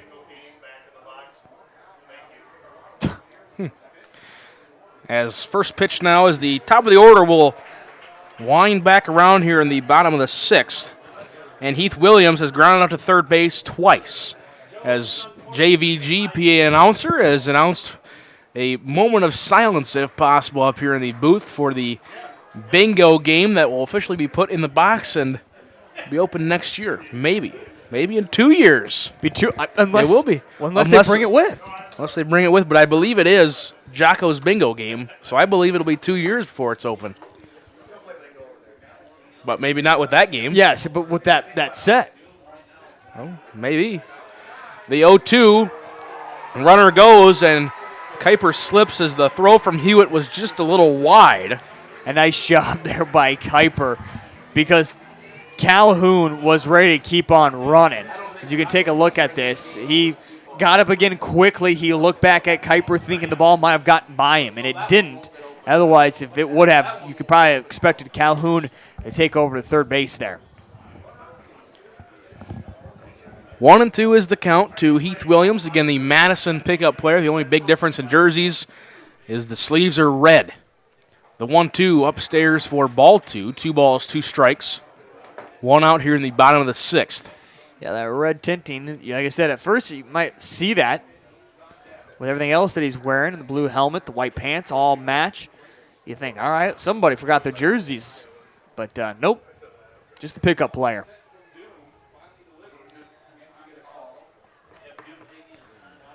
And now a time called, and Hewitt is calling for defense to move around a little bit.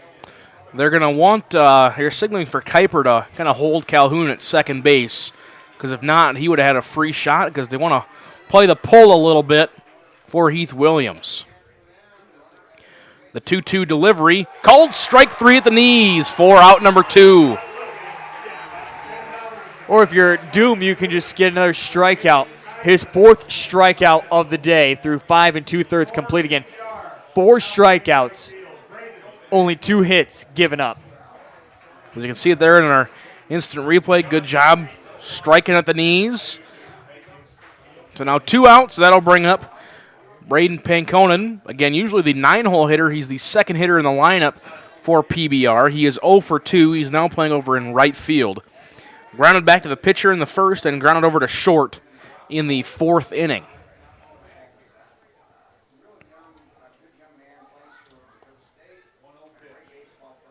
The 1-0 delivery from Doom swung on and missed. And Doom up to 79 pitches. has been impressive, just continuing to find the strike zone throughout this ball game. 79 pitches, 54. So basically 2/3 of his pitches have been found in the strike zone today. The 1-1, slight little pause to check the runner at second, and going to miss just out for ball 2, 2-1. Again, 2 outs. We are still scoreless. Your line score reads for the Tomatoes, no runs on 4 hits and no errors. PBR, no runs on 2 hits and 1 error for them. The 2-1 up and away for ball 3. Doom maybe struggling a little bit to locate here as we get into the bottom of the 6th. It does look like they're going to bring on a Legion player eventually, as Oberbrockling is just kind of standing outside the bullpen area at the moment for Platte Killer Tomatoes, and he would be a great guy to bring on the Legion player. We really hadn't have to worry about his pitch count either at this point in the game. 3-1, swung on and missed for strike number 2. Full count, 2 outs.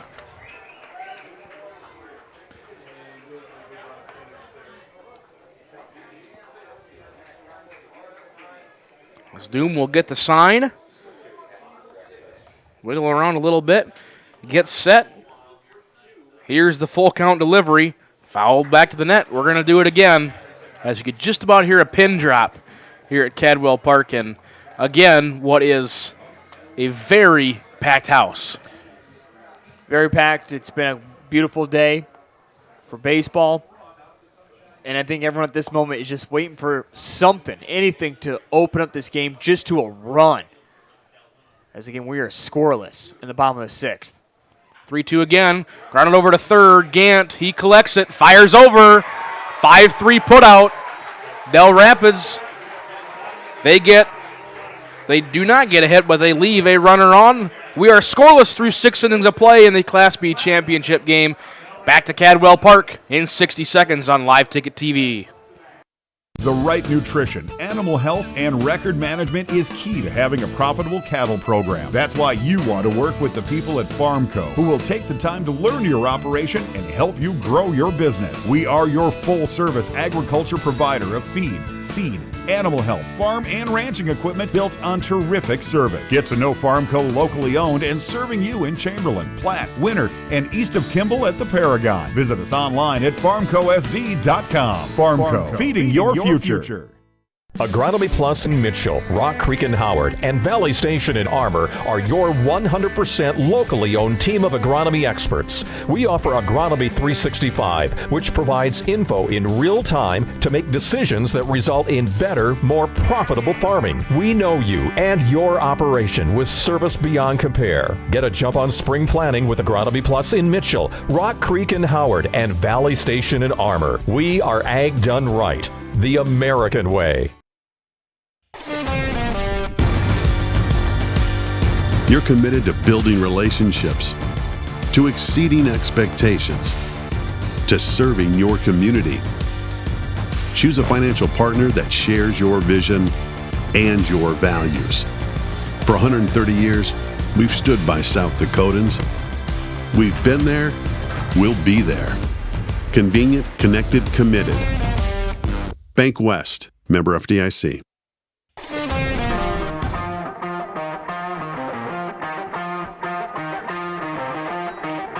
Back here at Cadwell Park, it's the top of the 7th inning. It's brought to you by Shields, as they carry the world-class brands back every product they carry with their Shields guarantee. Cole, still scoreless as we head to the 7th inning. It feels like at this moment it may be a run or two that wins the ball game here at Cadwell Park. I think at this moment it's going to be 1 as the 0-2 delivery from Sweeter missed just outside. He really wanted that one and did not get it. Again, Hayden Kuiper, your batter, he is 0 for 2. Grounded out to short and grounded out to short. And it's 2 at-bats so far in the game. Sweeter gets set again and quickly deals. Breaking ball, missed just outside. Now 2-2 is the count, and Sweeter again working quickly. The 2-2 skips in there for ball 3. So now full count after Kuiper was down 0-2.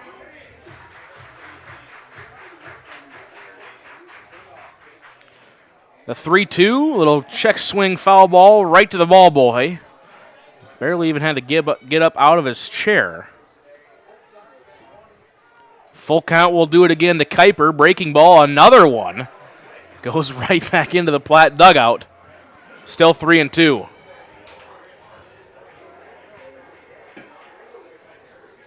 The full count. Called strike 3 at the letters for out number 1. And I don't know what it is about this 7th inning, but Sweeter is having that quick kick release, as you can see here on the instant replay. He's just quickly getting the ball back, and he's ready to go. He's not wasting any time for the Platte Killer Tomatoes to take time to step out of the box, anything like that. He's like, well, here we go. We're playing baseball. I want to move quickly in this 7th inning. 1 out. That'll bring up the Parkston Mudcats pickup player, Jeff Harris. He is 0 for 1.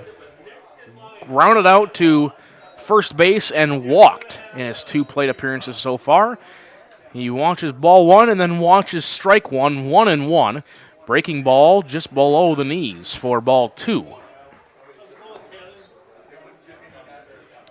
2-1 is now the delivery. That one's going to be popped up into center field. Calhoun ranging back. He's still going back, and the wind pushed it out behind him. He can't quite get there. It'll be a hit. Harris rounds second. He's going to third. The throw in. There will not be a throw in. Triple for Jeff Harris. How about this? The pickup player from the Mudcats. He rounded second, and I don't know, you could ask him after the game. That might have been one of the hardest he's ran in his life. He was chugging like a train, getting around second. Great triple there. Cole, I think you saw as that one came off the end of the bat, it looked like it was going to be to Calhoun, but it just kept on carrying out the 420. We've said this all tournament long. At a lot of other ballparks, that one's gone for a home run, but here, not quite, but a good stand-up triple, and that might just be what turns this game.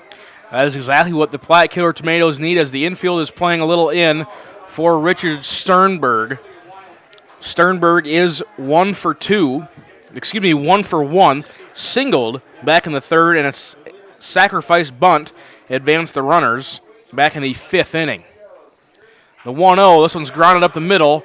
Spindler fields and then checks Harris at 3rd and fires over. 6-3 putout for out number 2. I don't like that from Sternberg. You got to run that out. You got to run that out hard. You got to make Spindler think a little bit more about where to throw it. The hustle there from Sternberg down the first base line, it's just like he knew he was going to get thrown out, and I didn't like that effort. Not in this type of situation, this type of game. Run that out. Make everything question a little bit more. Biton Boss now the batter. He will ground one just fouled on the 3rd base line. Biton Boss is 0 for 2. Flew out in foul territory to the first baseman in the 3rd inning and advanced on an error by Sweeter at short. That was back in the 5th. Infield playing back now, the 0-1, grounded over in the gap, took a weird hop off the grass, and there's your first run of the ball game for the Platte Killer Tomatoes. Is that even credit to the Platte Killer Tomatoes, or is that just credit to the grass here? It hit the line perfectly. It looked like Pitts had it, and as it hit the line from the grass to the dirt, it just, to the bounce up, it rolled, and it got right by Pitts. Good hit there in the end from Biton Boss, 1-0, and it finally opens up the ball game. As again, we finally have our first score of the ball game now with 2 outs. The lineup rolls over, and the leadoff batter, the center fielder, Seth Muth. Trying to get some of that pickup player magic here for the Killer Tomatoes. He's a pickup from the Parkston Rays. He watches ball 1 and then watches strike 1. Muth is 1 for 2. He struck out looking, he singled, and he popped out to the pitcher on a suicide squeeze to end the 5th as he watches strike 2 on the outside part of the plate. Well, right now you can give a lot of credit to this Parkston team, if you will, the way they played. Again, it was Harris, lone run, off his triple to deep center. That has it in the lead for Platte. The 1-2 grounded into the PBR dugout. We'll do it again. That's why you pick up these players. The pickup players, you hope they can help you out right now. For Platte, you credit Parkston for winning it for you at the moment. Sweeter, again, working quickly. Kicks and fires to Muth. Breaking ball, swing and a miss for strike 3. But Platte does a little bit of damage. They score 1 run on 2 hits. They leave 1 on. We are through 6.5 innings. Your score, Platte 1 and Dell's PBR 0. We are going to keep it right here for the annual state tournament tradition. PA announcer Joe Van Gore to sing the 7th inning stretch.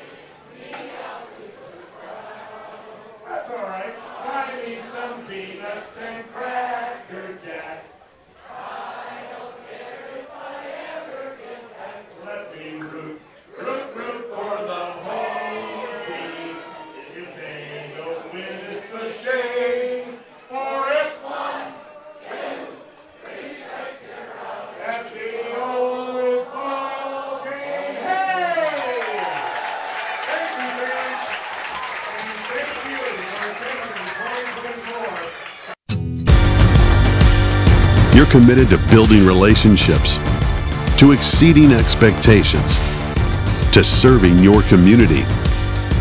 Choose a financial partner that shares your vision and your values. For 130 years, we've stood by South Dakotans. We've been there, we'll be there. Convenient, connected, committed. Bank West, member FDIC.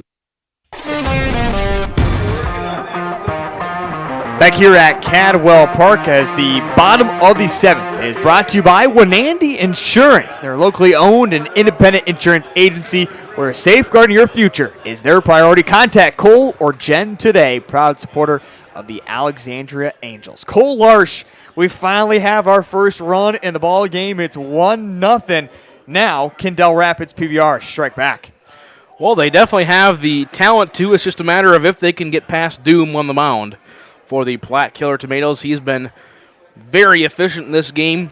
6 innings pitched, only allowed 2 hits, 4 strikeouts, 86 pitches up to this point through 6 innings of work.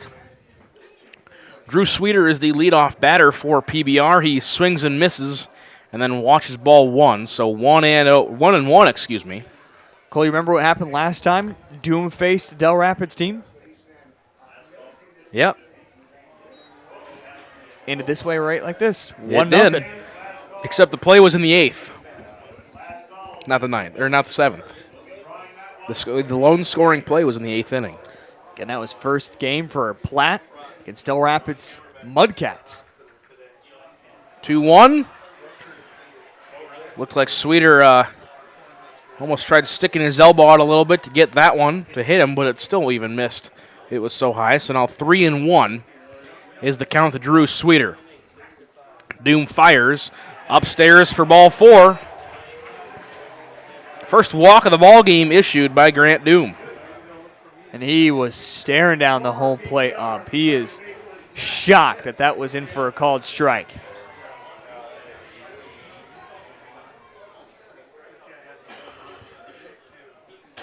So 1 runner on and no outs here in the bottom of the 7th. That brings up the second baseman, Zach Pitts. He is 0 for 2. He struck out swinging and flew out to center field. First pitch, swung on and missed for strike number 1. 91 pitches in the ball game for Doom. So that's still an extremely low number for him in this 7th inning. The 0-1 looped into short right field. Harris will not get there in time. So another hit for Dell Rapids PBR, and just like that, 2 runners on and no outs. We did see at one point Oberbrockling warming up for Platte, the Legion pickup player. But there's nobody warming up over there right now. They could just bring him straight out of the dugout. Don't think they necessarily need to, but I think Doom is in slight bit of trouble. Really haven't seen him in this type of situation much here in the ball game, especially with nobody out. And now that'll bring up Connor Spindler, shortstop, he's 1 for 2, grounded to third and singled. And now he shows bunt, so Townsend will charge, and he will pull it back as the pitch is outside for ball number 1. PBR trying to play a little small ball, maybe a little mind games on Platte, try to get 2 runners in scoring position. I don't mind playing the small ball here and keep showing bunt, especially with nobody out. The 1-0, this one's upstairs, well upstairs for ball 2. And it's also trying to, Doom is forcing the pitch into a specific spot where he can get the called strike, but so far neither one has gotten close. Doom sets, checks Sweeter at second, now fires, and Spindler will get the bunt down. Back to Doom, he'll fire over to third. It is in time, and they got the lead runner. Another good heads-up play on the coming down the mound by Grant Doom. Yeah, that's a quick fire over to third. Doom had that played out in his head before he even threw the pitch. He's saying, if the way this one gets laid down, how am I going to approach it? If it goes to the left, I have to, or I should say his right, I have to go to first. If it goes to my left, then look at first. But if it comes right back to me, I'll have a chance at third, but it needs to be a quick spin. And that's exactly what happened. Now 1 out for Riley Hoffman. Again, Platte playing and expecting the same play from PBR. Hoffman not squaring. Doom will fire. That one is in there for a called strike number 1. And I would let PBR swing away at this because they just tried it. It didn't work out. 2 outs, you easily take the out at first and then go get the third out, whatever it may be. The 0-1. This one's grounded. Took a weird hop. Doom can't get there. Sternberg charges, and he can't get there either. Single for Riley Hoffman. Bases loaded with 1 out. And that's why I like the idea of swing away. If you're Hoffman, put something to play, make something happen offensively. Able to do exactly that. Now Doom, he needs to answer back here with this next at-bat. Going against Matt Kalogly, he needs a strikeout. This would really help him have a good chance of getting himself out of the jam. As we know, walk, hit by pitch, give up a hit, whatever it may be. Put yourself in a tight situation, or could be worse. The only best to put one in play, double play to get out of the inning. 1 out, bottom of 7. Kalogly 0 for 2. Popped out to third base, liner to short. First pitch, swing and a miss for strike number 1. Again, middle infielders playing at double play depth, back heels basically on the back grass, and the corners just a little bit in to try and gun the runner at home. The 0-1, Doom sets and fires, swung on and missed. Strike number 2. I just mentioned it. Strikeout would really help his cause, and quickly fires 2 in there for a called strike. Look for one just outside the zone. See if he can't get Kalogly to chase after one here. Doom ahead in the count 0-2. 1 out. He sets and he deals. This one's outside for ball number 1. Shaking his head, that's not where he wanted to place it. If I was Doom, I would do it again. Same kind of idea, just place one outside the zone and see if you can't get Kalogly, or put one at the bottom of the zone, try to get him chasing one. So 1-2. Doom takes a big breath, kicks and fires. Just low. He gets that one exactly where I said. Bottom of the zone, you either give him the chase after it or you get the called strike. He didn't get either. The Platte fans let the home plate ump know they did not like that call. And now, if you're Doom, go back to just how you got here. Go back to him and find the strike zone. Have no choice but to throw a pretty good one here. Bases juiced, 1 out. The 2-2 delivery on its way. Popped up, shallow center. Muth comes in, Sternberg goes out, it's going to drop. Muth gets it, he fires a second, but not in time. RBI single for Matt Kalogly. Great play by Dell Rapids PBR. They have finally answered back with some offense. We just really haven't seen much offense in this ball game for Dell Rapids PBR, and they just seem to put these hits right in the spots that Platte is not in. Get one just kind of bloop out into center field there, and all of a sudden we're tied. And the best part is for Dell Rapids, 1 out and the bases remain loaded. Nate McKee, 0 for 1. Struck out swinging and was plunked in the back of the helmet. Took a moment last time he was up just to get his bearings back before we saw baseball resume. Again, tied 1-1 here in the bottom of the 7th. We were scoreless through 6. We've seen almost all the offense of the game here in the 7th inning. McKee watches strike 1. The 0-1, that one's fouled back into the net for strike number 2. I'll go, if I was Doom, back to the same type of approach I had at the last batter. Next 2 pitches outside the zone, try to get McKee to chase after one. And McKee does have a strikeout already in this ball game. The 0-2, well up high for ball number 1, so we'll do 1 and 2 again. In case we haven't said it already, it is a packed house here at Cadwell Park, and every time Doom comes set, it gets awfully quiet across the park. 1 and 2 again. He sets and fires. Lined out in the left field. It's a long ways, but it's also a long ways foul. And the kids that got the free candy are back at it. Some more kids I think they're still retrieving candy. See a little girl come back to her seat with some Freezy Pops. We were told that the line started a long ways away and even looped around to get their free stuff. Again, that was the bingo donation. The 1-2.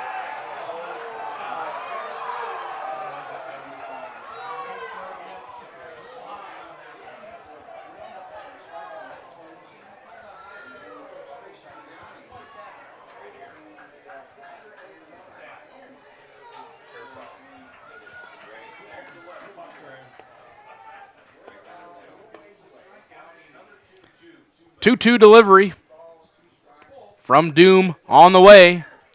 Called strike 3 outside corner for out number 2. Take a look back here on the instant replay as Doom does a great job to battle back after maybe the last call didn't go his way to just stay confident up there on the mound. And gets the strikeout. So now 2 outs, the base is loaded. A good opportunity to get himself out of this inning without just, giving up 1 run, but keeping it tied, just like we entered in this inning.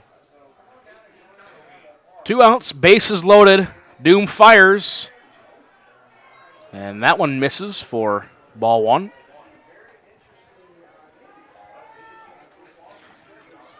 Again, we were scoreless through 6.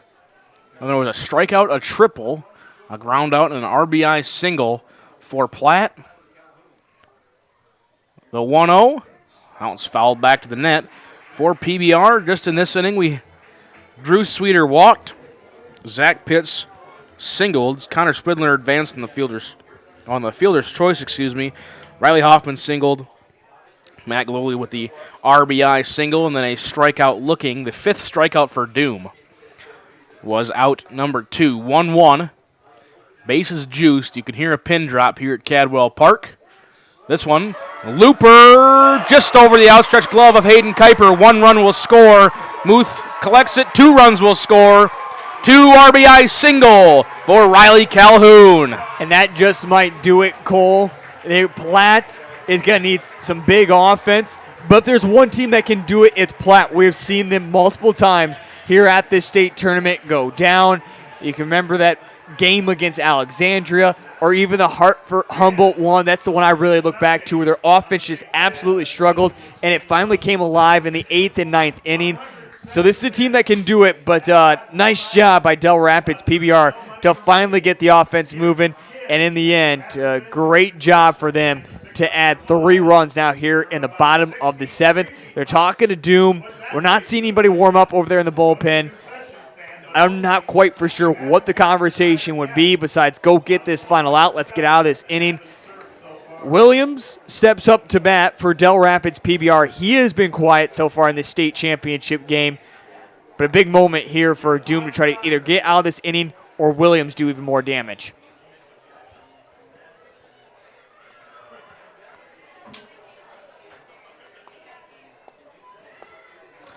I agree 100%. Again, 3-1 your score in favor of PBR. 2 outs, runners on the corners. And the Madison pickup player Heath Williams, who is 0 for 3 in the ball game, fouls one back into these softball fields behind Cadwell Park. Heath Williams, he grounded over to third. And he struck out looking.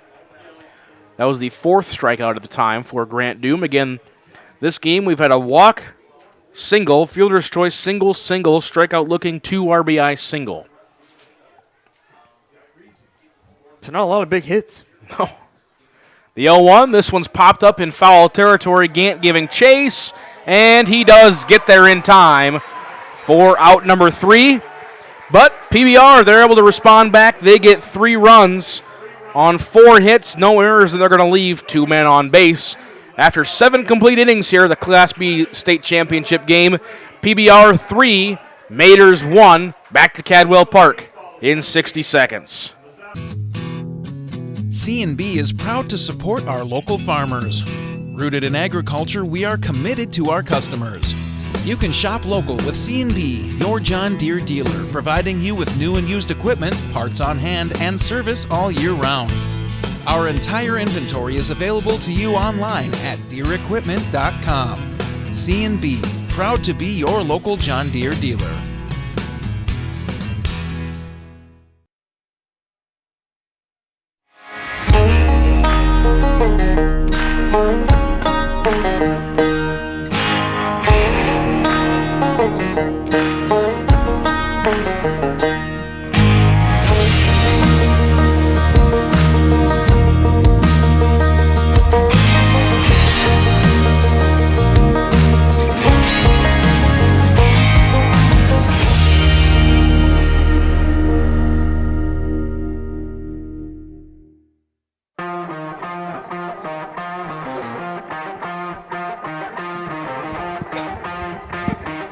Back here at Cadwell Park, as this inning is brought to you by Blarney's. Family-friendly sports bar and grill with 38 draft beers and an array of food choices ranging from their famous Stonefire pizza to the best burgers in the area. Cole Larsh and I will be stopping off at Blarney's before we leave town here to say goodbye to Mitchell, South Dakota. Cole Larsh, we see 3 runs answered by PBR in the bottom of the 7th inning. Now it's time for Platte to do what they've done twice already, make a comeback, and see if they can't get, not a walk-off since they're hitting first, but at least make it a game once again. Yeah, it's going to be one of those deals where, Drew Sweeter on the mound, he's a very good pitcher. He's not going to give you much to hit, but you just got to do to them what they did to you. Just single after single, play small ball, advance the runners. You don't need all 3 of them here, but you got to have them soon here in the top of the 8th. So Sheldon Gant is able to get aboard. Nice job by him. See Mason Townsend that will step up to bat. Also, one thing about Sheldon Gant, too, he struck out back in the first. Since then, he has singled, and singled. Quick conversation on the mound here. No, that kid's inside the fence there. Yeah, there's no action in the Dell Rapids bullpen. There was, and now we're going to get a pitching change. Wow. So now we're going to get those changes for you, and we're going to step aside, be back to Cadwell Park for the State B Tournament Championship game in 60 seconds on Live Ticket TV.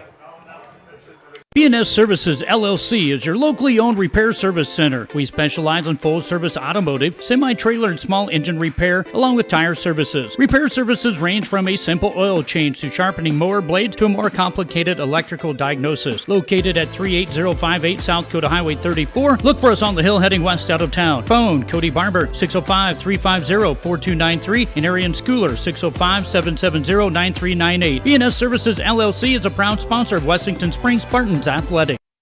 Dimmick Cheese has been making handmade artisan cheese for over 90 years and has over 25 flavors of cheese. Stop by the store for sampling of all the cheeses. The store also offers several South Dakota-made products. And at the store, find Remedy Brewing on tap. Dimmick Cheese offers gift boxes, and fundraisers are available. To find out more, go to the website, dimmickdairy.com, or call 605-928-3833. And don't forget to check your local grocery store for their premium cheeses and cheese spreads. Dimmick Cheese. This pitching change is brought to you by Shields, where they carry the world-class brands and back every product they carry with the Shields guarantee. You can feel confident knowing you're purchasing the same footwear, apparel, and the gear professionals rely on. It's football season, fans. Make sure you get your football cleats. No, I got my football cleats just the other day. I'm set and ready to go for some good old flag football that turns into tackle. A few guys that break some hands and lose some teeth along the way. Cole Larsh, hope you can join us for some flag football over in Yankton this year. First pitch to Townsend. He will ground over to short. The 4-6-3 double play. Check out this instant replay. And while the replay is going, we can give you a couple announcements. They're drawing for 50-50 here at Cadwell Park. $881. Good Lord. Is the crowd split for 50-50. And also your defensive changes. Your new pitcher is Braden Pankonen. Second base is Drew Sweeter. First base, Zach Pitts. Matt Glogly is now back in right field. Nice job for Braden Pankonen to come on, throw first pitch, killed two birds with one stone, if you will. Now a 1-0. That one's also going to miss for ball 2. So Hunter Hewitt now the batter for Platte. He is 0 for 3, struck out swinging, grounded to short, and flew out to center field as he watches the 2-0 pitch in there for strike 1. So now 2-1 the count. This one's grounded over to short. Spindler will field. He will fire over, and it will be in time for Platte. No runs, no hits, one hit, no errors, and they leave nobody on base. 7.5 innings complete. PBR leads 3-1 in the championship game. We're back for the bottom of the 8th inning in 60 seconds.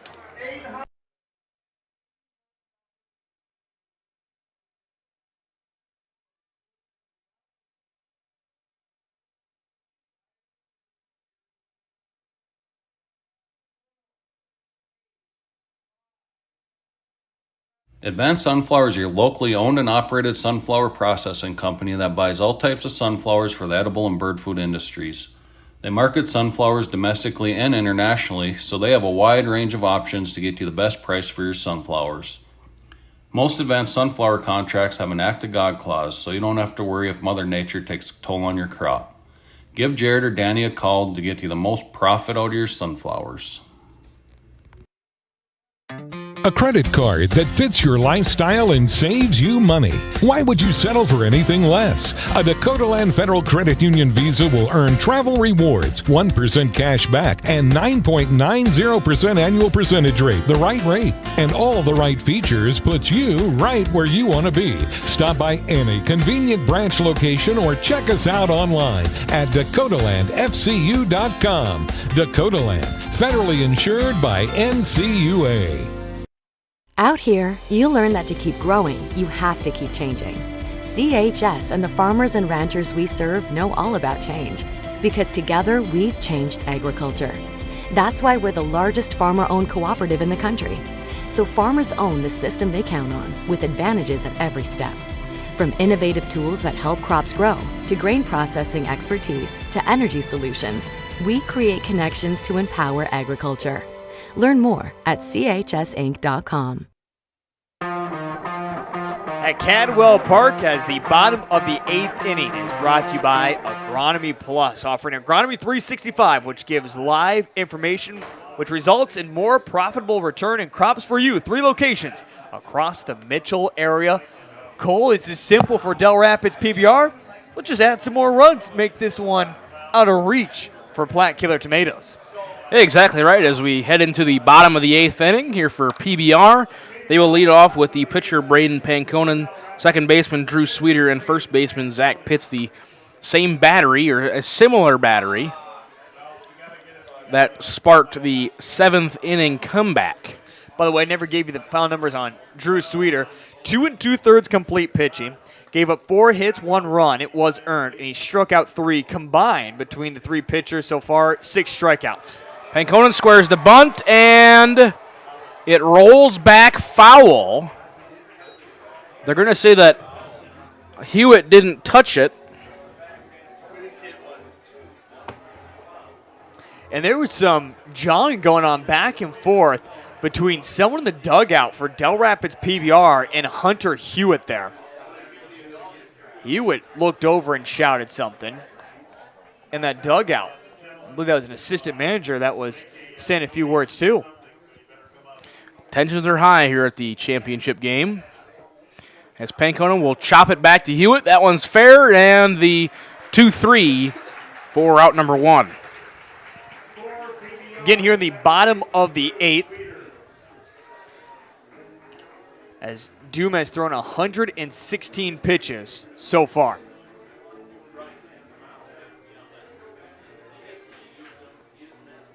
And we'll now see Drew Sweeter, the original shortstop.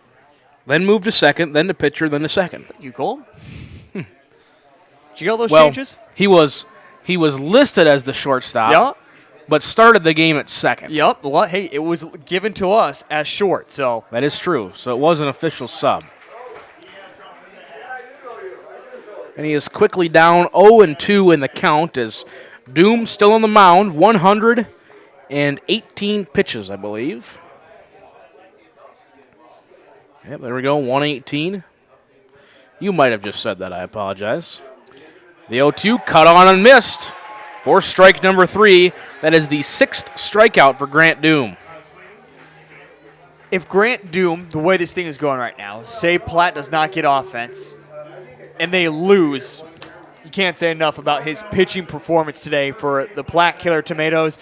If you tell me Grant goes out and does what he pitched today, I would take it any day of the week. 100%.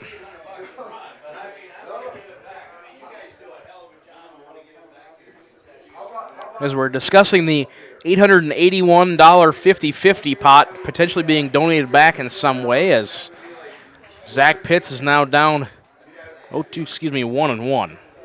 My apologies. That one's fouled back now. 1-2.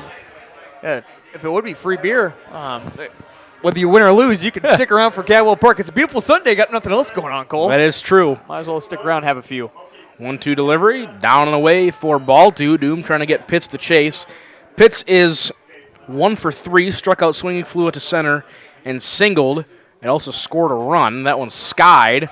Foul territory. Townsend and Hewitt chasing, and it will head into the crowd. And dangerous spot of that crowd as well, and no one caught it either. That can always be dangerous, the way that one popped up, and everyone watched it.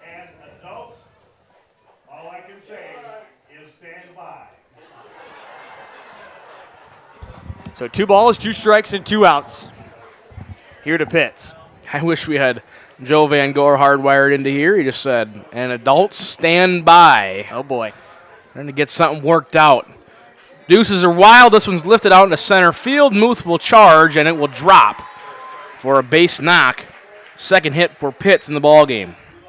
I like to see that from Pitts and this Dell Rapids PBR team. Sometimes you're like, hey, you just want to get back to defense, if you will, at this moment. Go get those last 3 outs and win ourselves a state title. It doesn't really matter. Let's just work quickly. But this team is staying patient, staying with it offensively. They got to know that a couple more runs really helps out Panconen out there on the mound.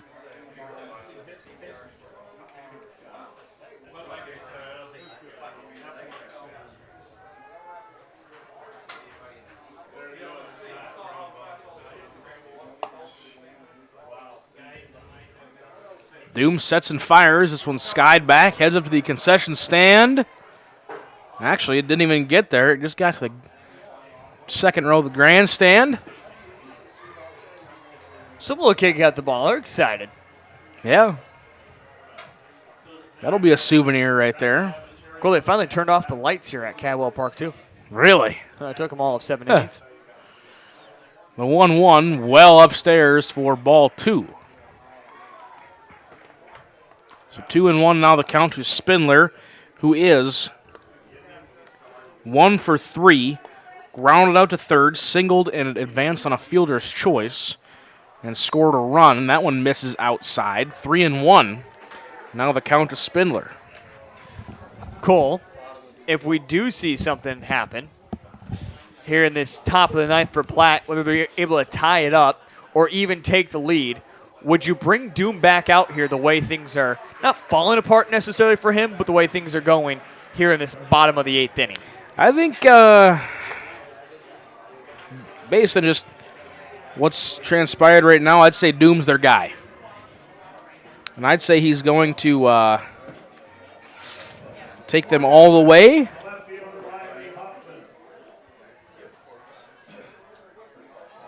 Unless, barring, I don't even know what would have to happen, but I think he's going to pitch all the way no matter what, as now ball 1 up and in. So maybe making the decision of Todd Strand a little bit harder is, usually just think, okay, let's just let him go. But now he seems to be struggling a little bit.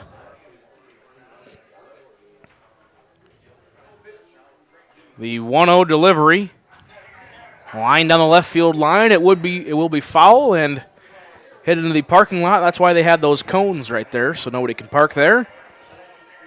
A lot of balls hit right there in that area. That is very true. 1-1 count, 2 outs, 2 runners on here in the bottom of the 8th inning. Doom still on the mound, 132 pitches thus far. Riley Hoffman, the left fielder, is batting. This one looped into center field. Muth will charge it, and he will make the catch for out number 3. So for Dell Rapids, no runs on 1 hit. They leave 2 men on. And after 8 complete innings, 3-1 your score in favor of PBR. Platte needs some runs here in the top of 9 when we come back on Live Ticket TV. Burke Livestock Auction is a family-owned livestock marketing center in Burke, South Dakota.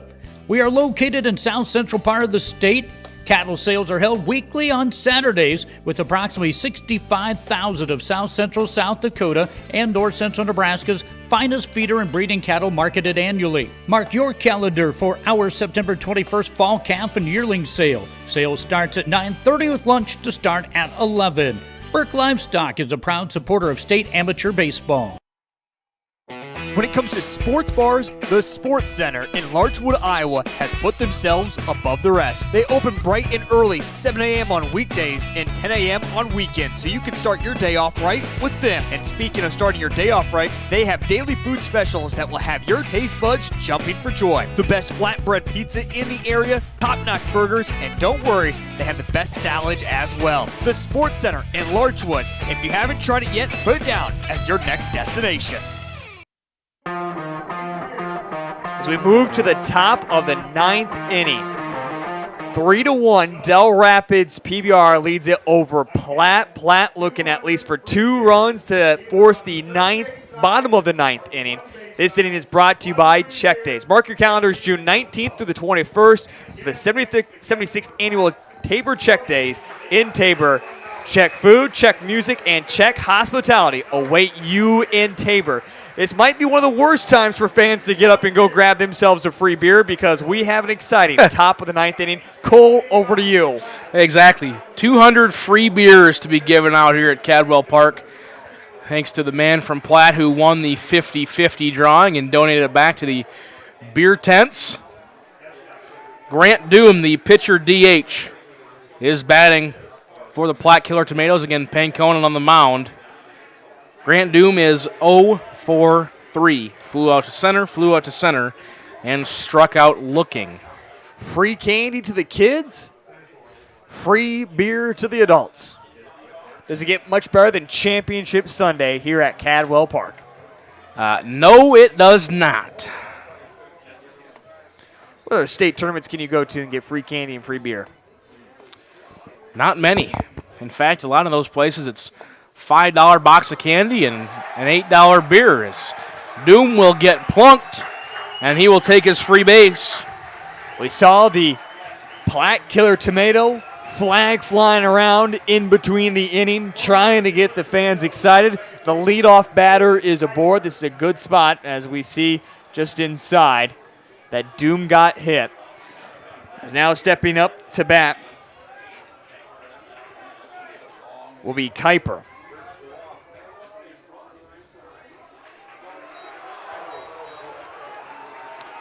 Hayden Kuiper, 0 for 3, grounded to short, and struck out looking.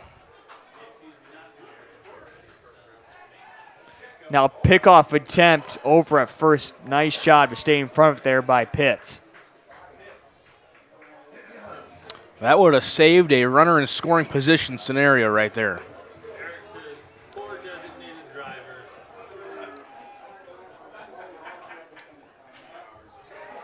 Kuiper loops one into center. Calhoun will charge in and make the play for out number 1. A good out there for Panconen after he hit the batter to get the first out. Now you start to switch up your pitches, knowing you have a little bit more safety. Not as many outs need to come along. But at the same time, you got to be thinking Panconen, a hard hit ball, ties things up here at Cadwell Park. We haven't seen a whole lot of home runs, but we have seen some grand slams along the way. Anybody at any time can hit one out of this park, especially the man who is up to bat now, Harris. We saw him hit one about 410 earlier in the game.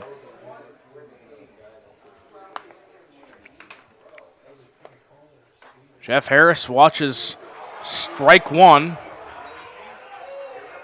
1-1 again. Jeff Harris, he is 1 for 2, grounded out to first, walked and had that triple in the 7th to open up scoring eventually. In that 7th inning, he watches a breaking ball down low for ball 2.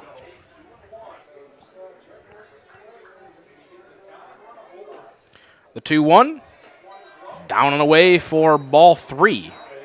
So now 3-1 is your count, 1 out. Again, Doom on first. Harris, the pickup player from the Parkston Mudcats, to bat. Braden Panconen on the mound. The 3-1 called strike outside part of the plate. And the count will run full. Platte down to its final 2 outs.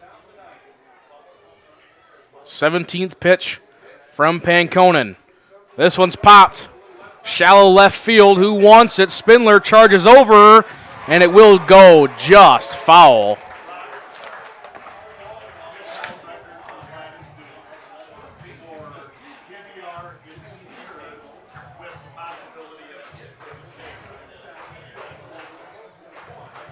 Full count again for Jeff Harris as he walks back, grabs his bat, gets himself set.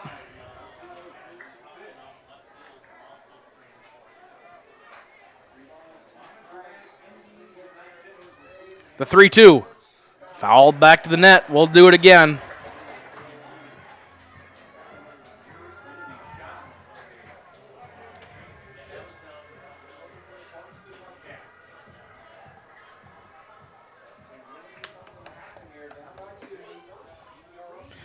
Three-two again. Flown out into right field. Globally charges in. No, it's a new right fielder. And now he'll come in. It's one of the Legion players out there in right field. That is C.J. Smith out there in right. And he makes the catch for out number 2. Platte now down to their final out here in this state tournament. Richard Sternberg, the shortstop. He is 1 for 2, singled, sack bunt, and grounded to short. With Grant Doom at first. Panconen kicks and fires. Breaking ball misses high for ball 1.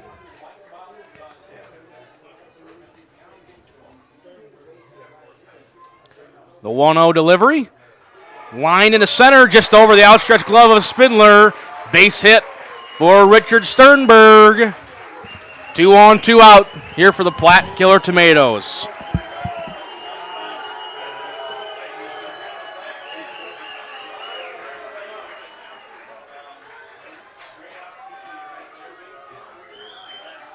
As the crowd here at Cadwell Park, about 65% Platte, 40% Del Rapids PBR. They are ready to explode on a big play. Michael Beitenboss is now the batter. Watch his first pitch, called strike, upper half of the zone.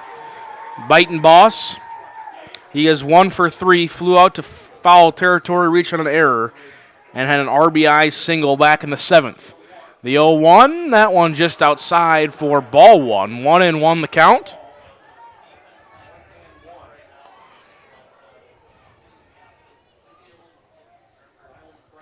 The 1-1. This one's popped up back behind the press box.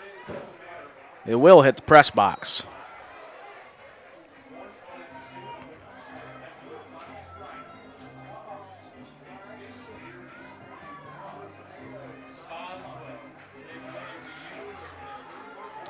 One ball, 2 strike delivery. That's upstairs for ball 2. 2 balls, 2 strikes, 2 outs. Deuce is wild here in the top of the 9th for the Killer Tomatoes. Pankonen sets and fires. This one's skied in the infield. Sweeter calls it, and he will make the catch for out number 3. Dell Rapids PBR wins their first title since 2007. Defeating the Platte Killer Tomatoes 3-1. What can you say about this PBR team? You go back to where they were at in the Corn Belt District. It seemed like they weren't going to get out of it at one point. They were down to their last game, and they were able to find a way. And then, as we always say, when you get to this tournament, it's finding a way. It's not about how you start the season, and it's not how about you start the tournament. It's about how you finish. And Dell Rapids, game in and game out, always found a way. Along the way, they defeated last year's champion Canova. Last night, they found a way to win late in extra innings, beating Garrettson in 12, 5-3. They defeated a great Milbank team by 10 runs. You just, again, can't say enough about this PBR team. Congratulations to them winning their 7th title. Their first, as you mentioned, Cole, since 2007. Also, give your hat off to to Platte Killer Tomatoes. They gave us a couple wonderful walk-offs. It seemed like at times they were going to be done. They were going to be gone. They win their first game against Dell Rapids Mudcats 1-0. But this year, it's all about PBR. Again, we have to give a huge congratulations to the Platte Killer Tomatoes. First championship appearance in team's history. A couple of really big games there in that district tournament, and like you said, they had 4 exciting wins here in the state tournament and come up second to Dell Rapids PBR. Again, your final score here at Cadwell Park, 3-1 in favor of Dell Rapids. All the runs were scored in that 7th inning. As we go through our final numbers, forced for the Platte Killer Tomatoes, 1 run on 8 hits. They had no errors. Sheldon Gant, 3 for 4 in the ballgame. Jeff Harris, 1 for 3 with that triple. Richard Sternberg, 2 for 3. Beitenboss, 1 for 4. And they scored that 1 run in the 7th. For Dell Rapids PBR, they scored 3 runs on 7 hits. They had 1 error. Zach Pitts, 2 for 4. Hunter Spindler, 1 for 3. Riley Hoffman, 1 for 4. Matt Glowley, 1 for 3. And Riley Calhoun went 2 for 3. Picking up the win on the mound was Drew Sweeter. He pitched 2 2/3 innings, gave up 4 hits. Just the 1 run that was earned and 3 strikeouts. And Braden Pankonen with the save. He pitched 2 complete innings, surrendered 1 hit, no runs, and did not have a strikeout. Taking the loss was Grant Doom. 8 innings pitched for him, 7 hits, 3 runs, all of them earned, 2 walks, and 6 strikeouts. Again, your final score in the South Dakota State Amateur Baseball Tournament, the Class B Division. Dell Rapids PBR 3, the Platte Killer Tomatoes 1. Heath, turn it over to you before we officially wrap things up. Any final comments just on this game, on the tournament itself? I do have a few final comments. First off, They came in with an idea to kind of change things here at Live Ticket TV. I know when you purchase your subscription to watch all these games, all that money goes back to the South Dakota Amateur Baseball Association. So we thought, let's open things up. So the first thank you I want to give to is all of our sponsors who stepped up and sponsored this state tournament. It was great talking with you and just to see your love and passion for baseball. So thank you to all of our sponsors that supported all the broadcast here at Live Ticket TV. Wouldn't be possible without them. Secondly, I want to give a huge shout out to everybody that worked this state tournament, not whether if you were an ump, the volunteers that we had that we worked through the rainy days, the people up here in the broadcast booth. Wouldn't be possible without everyone's love and dedication to the state amateur baseball tournament. It was a lot of fun, especially up here in the new press box. Couldn't have got any better than what we've seen. And finally, a huge thank you to all the players here. It was one exciting game after another. It's a grind over 12 days, and it couldn't have culminated any better than to what type of final game that we saw against PBR and Platte Killer Tomatoes. Give hats off to all the teams that participated on the Class A and Class B side. One heck of a tournament. Wouldn't trade in these 12 days for anything, Cole. That's my final thoughts. Really exciting. Thank you to everyone for making this tournament possible. Absolutely. I also want to thank Jocko and Cadwell Park and the Mitchell Parks and Rec Department for allowing us up here, the South Dakota Amateur Baseball Association for allowing us to live stream all 37 games here in Mitchell, South Dakota. I want to thank the Commissioner, Brock Greenfield, for coming over and helping us out when we needed somebody to fill in the mic, and, of course, the official scorer. And I want to thank everybody as part of our live ticket crew that came over and helped. Spencer Bewley, of course, worked a majority of the game. He just missed, of course, the last 3 games.